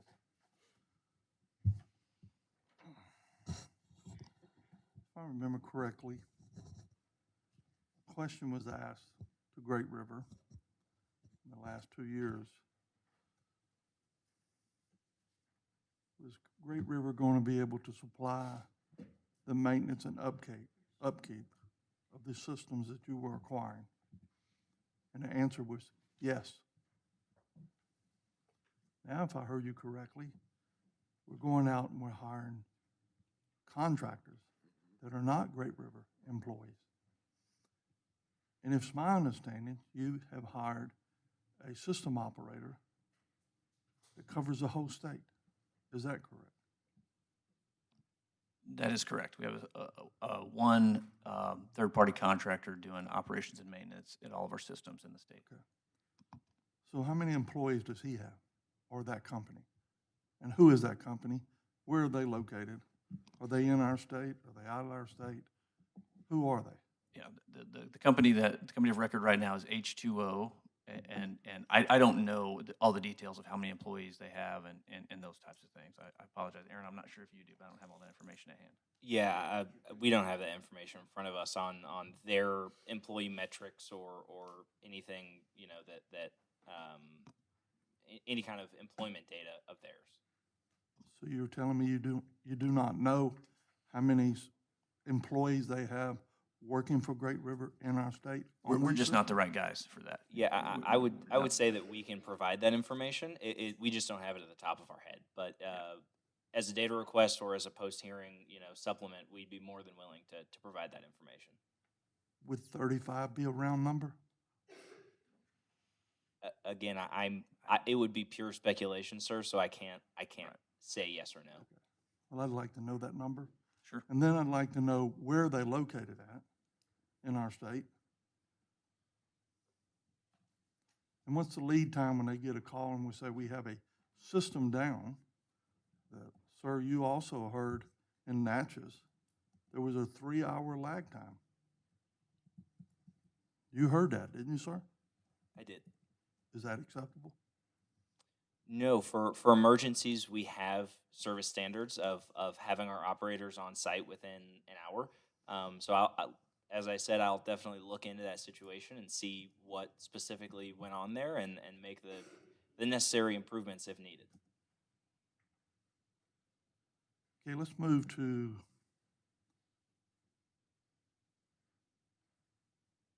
Park Estates, Ocean Beach Estates. It's in Jackson County. It's in my district.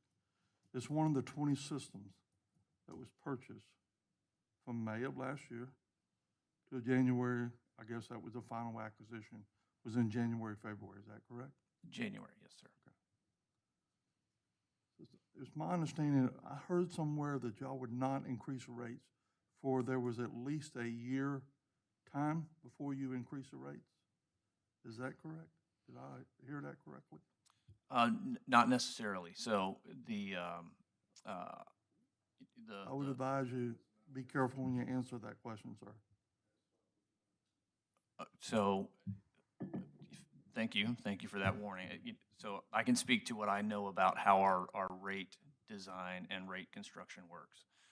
In our formula rate plan and in our acquisitions, we commit to not change the rate on the day we buy it, but we often then, once it's a consolidated tariff, change the rate on whatever schedule is provided for inside the formula rate plan, right? And so I'm not familiar with any negotiations or any conversations that happened that might have, been assumed to be a promise around that particular system, but I understand, we file a formula rate plan and could change the rates in April. And so all the systems included in that filing would have had a rate change in April. And that's just the mechanics of that plan.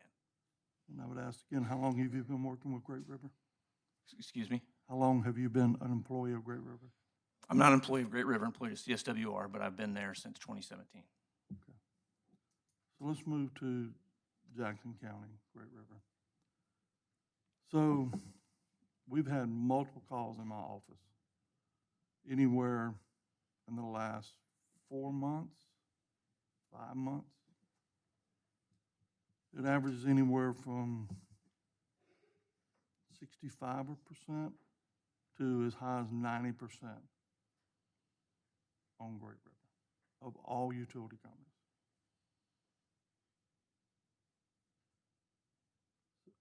And a lot of them, I will admit, that there's concerns about rates, but there's some that are more concerned about the quality of the water.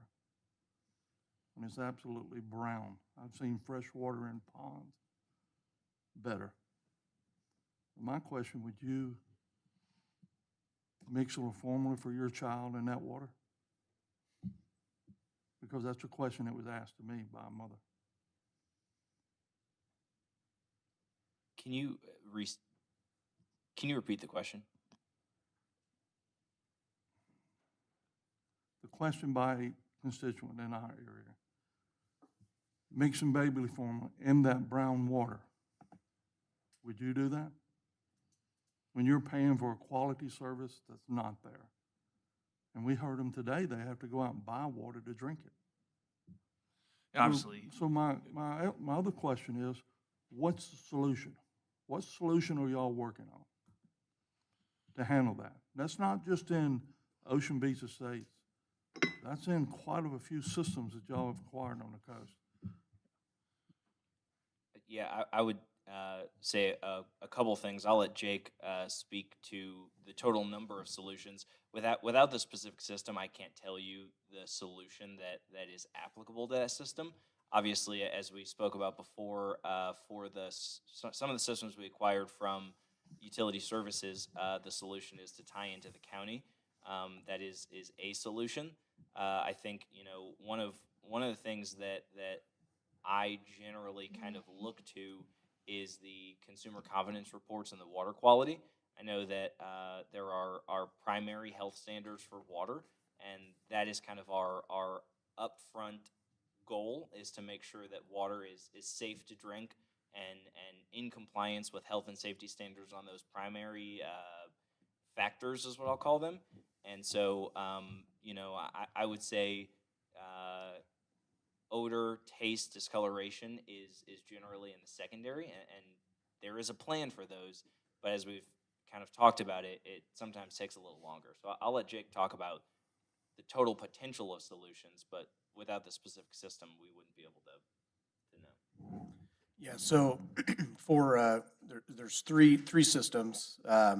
And when I say system, I'm looking at it from a, you know, a permitted water system, a public water system standpoint. So there's Gulf Park Estates, there's Ocean Beach, and then there's what we refer to as Palmetto Point. I think there's some other Correct. names for it. It's in between the other two. So where we're at with that is we are currently working with Jackson County Utility Authority. We've identified, they had previously installed a couple of transfer stations that were just never tied onto from the previous owner. So there's a couple of those identified, and then we've been in communication. We've had several meetings with them, you know, looking at maps, going through our GIS data, trying to figure out from a, you know, from a hydraulic standpoint where, you know, where it makes the most sense to tie all three of those systems onto Jackson County, and how many transfer stations would make sense for looping and, you know, keep the water age down, those kind of things, and potentially help them out with looping and water age. So we've done that, I'd say like a secondary pass on that. We've got maps, we've got points drawn out, we've got, you know, mains and sizing on their end, and we are in the works of, you know, we don't have the data on our end to know where exactly our pipes are and what size they are, so we have to physically dig them up and locate the pipes, confirm they're where we think they are, confirm the size, and then if that all, you know, if that all works out or is confirmed with what we think is there, then we'll move forward with putting together, you know, plans and specs to get it in front of the health department for them to review for the interconnect. And then at some point in the future, when we get all that worked out, we get approval, we tie on to Jackson County, they would then be our sole provider. And then what the second half of that is working with Jackson County and determining, you know, we have an elevated storage tank there, we have some ground storage tanks, we have wells. So there's some of those assets that they would likely want us to keep, you know, online, probably not the wells, but the storage capacity, depending on, you know, they'd probably have to run a hydraulic analysis on the system with us tied on and determine which of those assets they would like us to keep in service, or they would, you know, they would buy from us, or, you know, there's a lot of options there that we haven't fully worked out. But plans are in the works to shut down production at those three systems and purchase water from Jackson County Utility Authority. So this would be a pass-through rate if that happens. Yes, that is correct. How many other systems are y'all looking at that? Pass-through rates, where you're reaching out to a utility authority? The only other one that I'm aware of, and I'll double check, confirm that, but the wind dance system with Harrison County.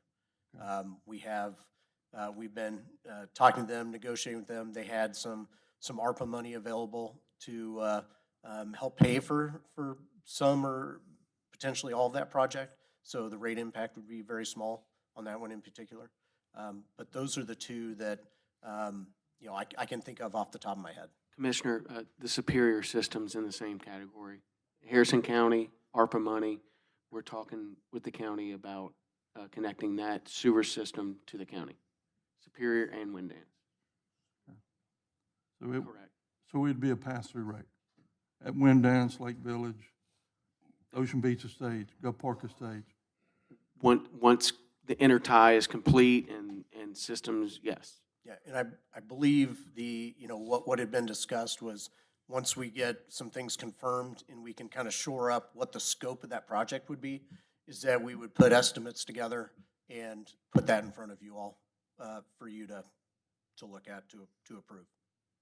So in your initial plan, when you was in Gulf Park Estates. What was your plan? The initial plan? What was you gonna do for the water quality? Um, Well, so typically when there's, it's hard to say for sure when you're not running the system, but we were aware that there were some, color issues there. But we didn't know if that was, isolated to a single well where we could take a well offline, or if it was a couple wells where you could blend water. There's a lot of operational, simple fixes, when when you have an issue like that, that can potentially solve the problem without having to do a much larger project. So that was the initial thought, the initial plan. And then, like I said, after we started operating the system, we got the complaints, we looked into it more. We did some water quality testing on the wells, and, kind of realized that that wasn't gonna be an option. It was gonna have to be a larger project. Right around that time is when Jackson County reached out, was my understanding of the time frame. When Jackson County reached out and let us know that, hey, there was a plan at one point in time for these systems to be tied on to us, and a couple of those stations are there, and, if that's something that you guys are interested in, we can talk about it. And so that's what kicked off that conversation with them. So, if my memory serves me correctly, there is a above-ground storage water tank. So how would that fit into, would the Jackson County Utility Authority purchase it? Would there be a credit coming back to the customers? So how would this work? Because we purchased that system, and the citizens have been paying for this system. And now all you're gonna be doing is using the system. It's not even gonna be your water. So is there a credit coming back to the customers for that storage tank? Because I remember, I don't know, 3 or 4 months ago, we did one, and it was over $1 million for that storage tank. So would that credit be issued back to the constituents, to the ratepayers? Yeah, I don't Statewide think, ratepayers? I don't know how that would all work. That's something that we've discussed with Jackson County at a very high level, as far as the mechanisms of, if we sold the tank to them, or, because if we sold the tank to them, it would still be in the middle of our distribution system. I'm honestly not sure how, that all would work. From a rates perspective, if you have the opportunity to take something like that offline, then you would take that out of your rate base. You would retire that asset, which would obviously bring down the rate base and then the rates that go with that. Commissioner, one thing that's probably relevant here, I'll point to, and I think the commission can take judicial notice of, in the acquisition case, whereby the commission approved the acquisition of the utility service systems, which would include Gulf Park Estates, the Jackson County Utility Authority and Great River actually entered into a stipulation in that docket. It's on file with the commission. And what that stipulation makes clear is, there's been a brown water problem in this area for decades. The previous owner had no interest in resolving the issue because it's sourced based on where the water is sourced, the literal aquifer. And the Jackson County Utility Authority built pipelines to connect to these systems. The previous owner refused to do so and chose to drill a new well instead, which the Jackson County Utility Authority objected to. They were allowed to build that additional well. They also offered to purchase the system from the previous owner when they had some federal money available to the Jackson County Utility Authority, which the previous utility owner denied and wouldn't refuse to sell at that price. And so, quite frankly, Great River is the only entity since anyone has owned this system that has ever even considered addressing some of the possible solutions to the brown water issue that's plagued that community my entire lifetime.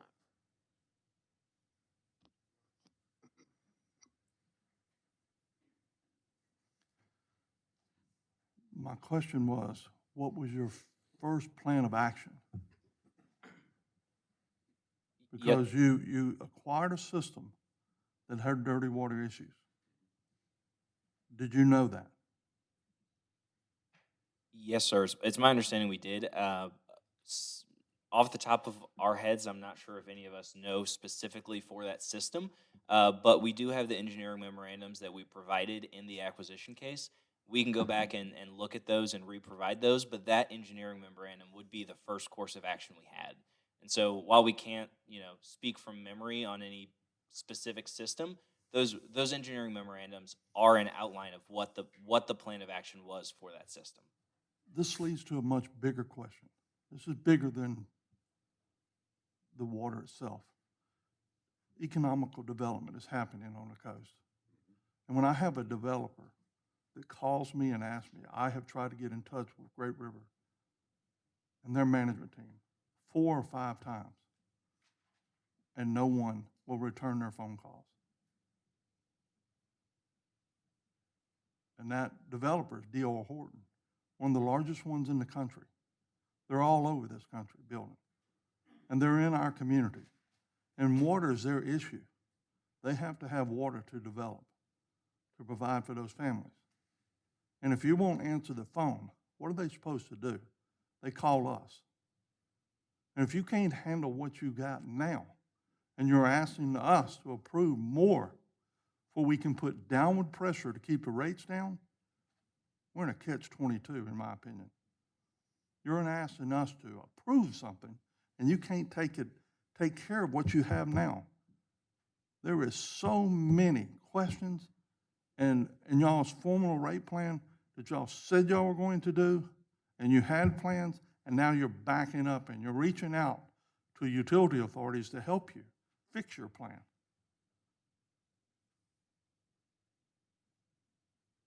It's difficult to sit here and listen to our constituents and our developers and our industry complain about water. It's a necessity of life. And the service that y'all are providing, I'm sorry, needs to be improved dramatically. My next question is, if the rates are going up 300-400%, sir, and you mentioned a while ago in a statement to Mr. Stamps, or Commissioner Stamps, that you mentioned electricity went up. Electricity has not went up 300%. Natural gas has not went up 300% or 200%, at least not on our watch. But you're asking us to approve this to where you're going to just keep going up, up, and up, and up. And our phone is ringing off the hook. That's where we're at. It's in a nutshell, in my opinion.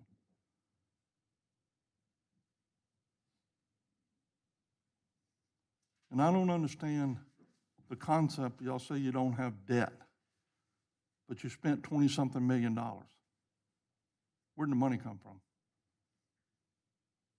That's my question. The first question.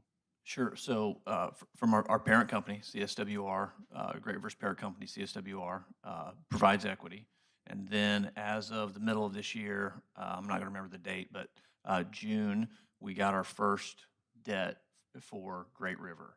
And so that was through a bank called CoBank that has loaned us debt for the first time. First time we've been able to get commercially available debt. And that amount was $20 million. How much did you acquire? How much debt did you acquire? That was $20 million. $20 million. Yes, this year. Yes, sir. So your asset base that y'all base it off from, your appraisals was $40 million, correct? I'm sorry? Your asset base. The rate base, yes, is $41 roughly, million. we're using round numbers, it's $40 million, correct? Yes, sir. So does the $20 million take care of that? What do you mean take care? Your rate base. Does it satisfy that $20 million? I'm not sure I understand the question. I apologize. So you have a note, correct, on that $20 million? Yes. So your rate base revenue takes care of that debt, correct? Yes, as part of the rate of return, interest expense would be included there.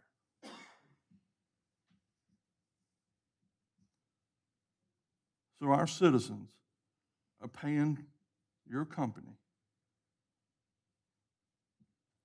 And then what's your future plans? What's your future plans if Commissioner Sampson No one ever answered his question. What's going to happen if you don't get this rate hike? How are you going to pay that $20 million? Exactly. You never answered his question. Y'all skated around the question. And we're tired of skating up here. We want answers. I'm sorry. I had to be so blunt. No, But I have citizens. I have elderly people. The majority of those people out there today were retired people living on a fixed income. We have multiple people. We have one young man here that is trying to get a toehold on life, and y'all have went up on him in this rate. And he's got his renters. I don't know if he owns or finances, but he's taking care of that slack where y'all have went up. His pocketbook is getting thinner and yours is getting fatter. I'm sorry, that's the way it looks to me. And we have people that are hurting, and y'all seem like you're not even caring. You're not looking for a solution, because I have asked for a solution. To the point I have met for a solution, and that solution hasn't happened. What we got was take it or leave it. That's not fair to these citizens in our state. They're hardworking people. They do the best they can. We're at the bottom of the totem pole financially, and our rates are at the top. They're in the top 10%. They're even lower. Your state, Missouri, is lower than the state of Mississippi. Tell me what's the difference. Water's water. Wastewater is wastewater.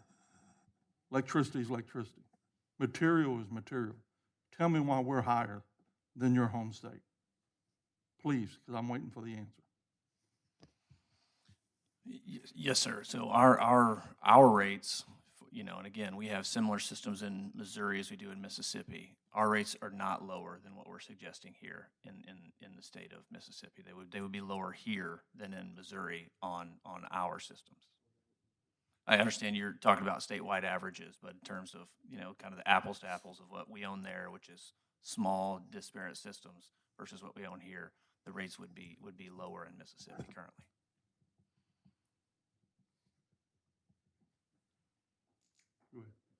If people can't afford the service, what the heck they gonna do? Yeah. So No. If affordability is at the root of what we do, as we try to get reliability in those things. But if people cannot afford the service, let me give you an example. I got a guy who was my constituent in Jackson. At his house, he hadn't had water in several years. He has a water hose going from his neighbor's house to his house. The water hose had been there so long, the grass had grown over the water hose, and he has a little thing that you wash your car with in his shower, and it comes through the window, and he gets water to his house that way, and he's been paying water to his neighbor. He's been paying a bill to his neighbor every month just so he can have water in his house. That's not a situation that's in your service area, but when these folks can't pay $106 a month, pretty soon their water gonna get cut off. And what's gonna happen? That's the first question. What's gonna happen when they can't afford it? And then secondly, I look at this whole thing as a failure of effective leadership by commissioners and governance by people in the utility industry.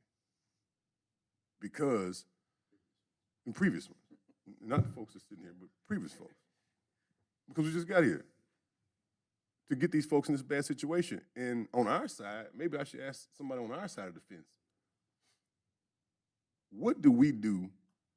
Because we're basically selling systems that were privately owned to the stock market. So what happens when the New York Stock Exchange buys them and then now is in charge of their rates, and the baseline gonna be $107 a month, and they're gonna try to come in and say, how can we get to $150 a month?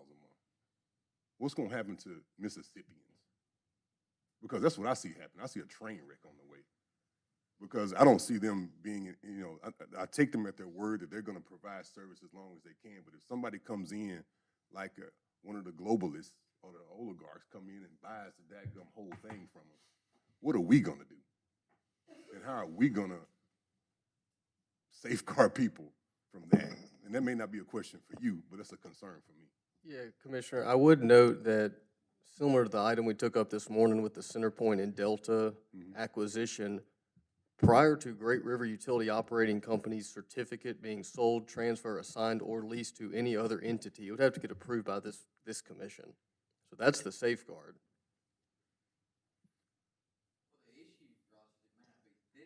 All right,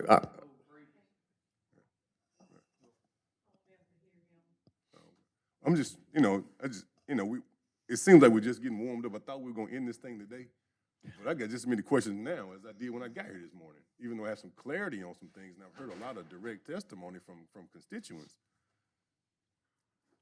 I'm trying to see, how do we stop this train wreck from happening? Because what I see is another company coming in to try to buy this company. This company is saying, okay, let's, and then now we're in a whole nother conundrum.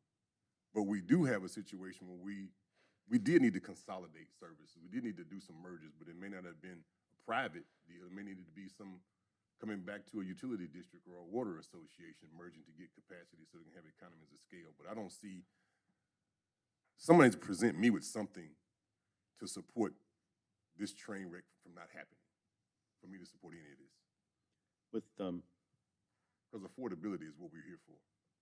Even though we want to be reliable, but if folks can't afford it, that's even larger help.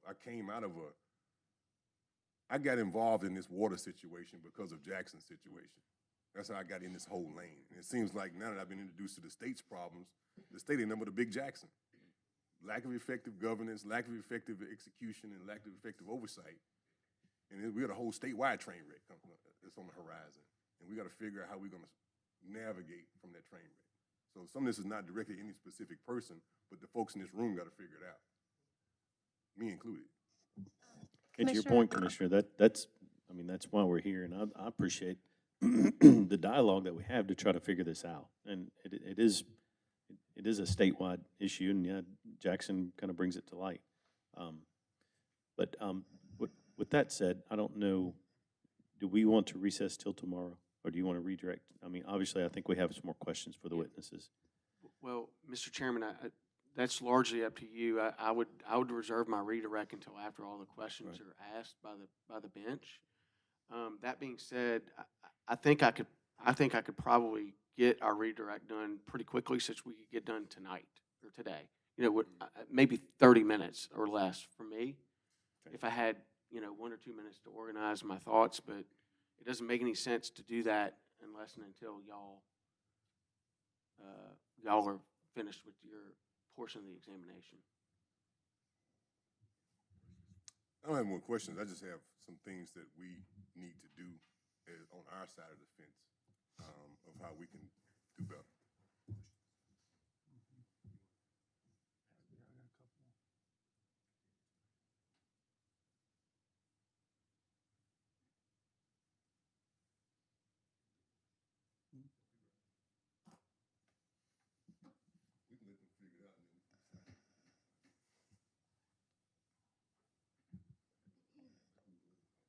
Leo? Yes. If you want to go ahead and, we're going to see how many more questions we have. If you want to go ahead and talk. I don't know if that's proper, but y'all can visit while we try to see how many more questions we have. If we want to go tonight or tomorrow. Are you suggesting that we take a couple minutes to Yes. a recess to? Yeah, To like 5 minutes. Is Yeah. that okay with y'all? Yes, sir. We can do that for sure. Okay, 5 minutes, thanks.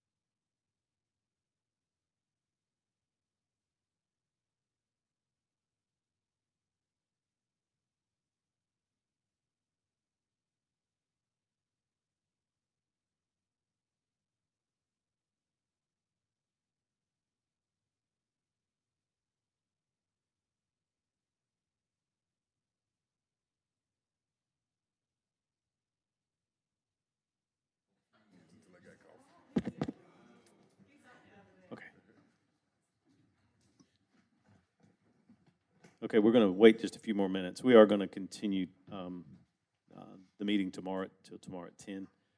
Keep the witnesses. A few more questions. Sorry, guys. Thank y'all for your patience and helping us get through this process. So we'll wait on Commissioner Carr, and then we'll move forward. Just giving you an update.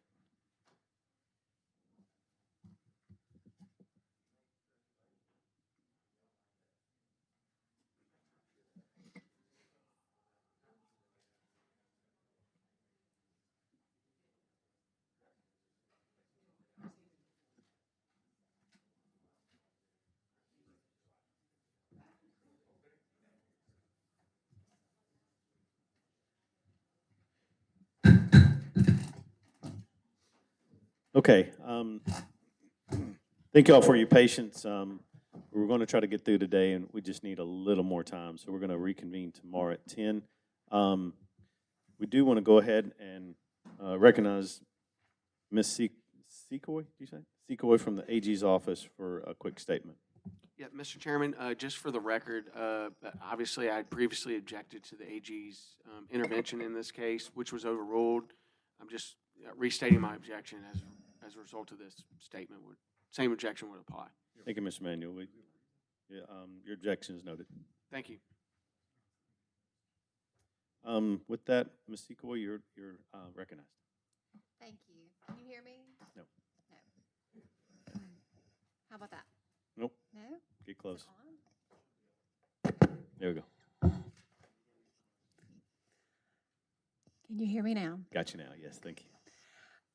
Commissioners, thank you. I just wanted to take a brief moment to summarize the comments that we filed since you hadn't had a chance to read them.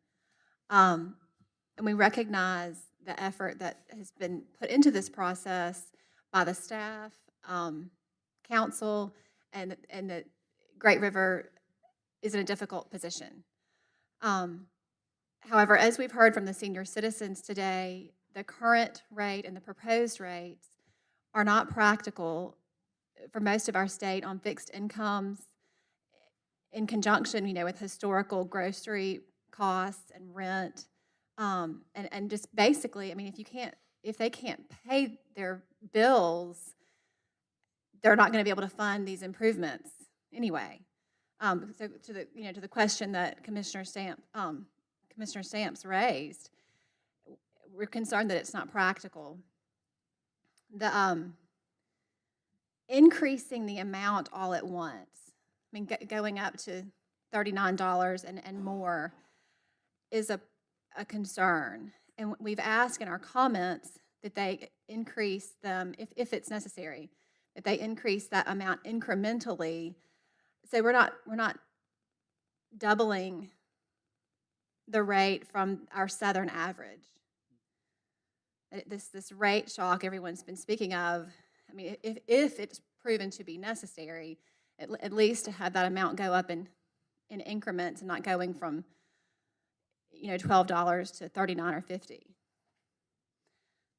And then meanwhile, that would buy Great River time to seek alternative financing to mitigate those increases. And I understand they're having to think out of the box on how to finance this.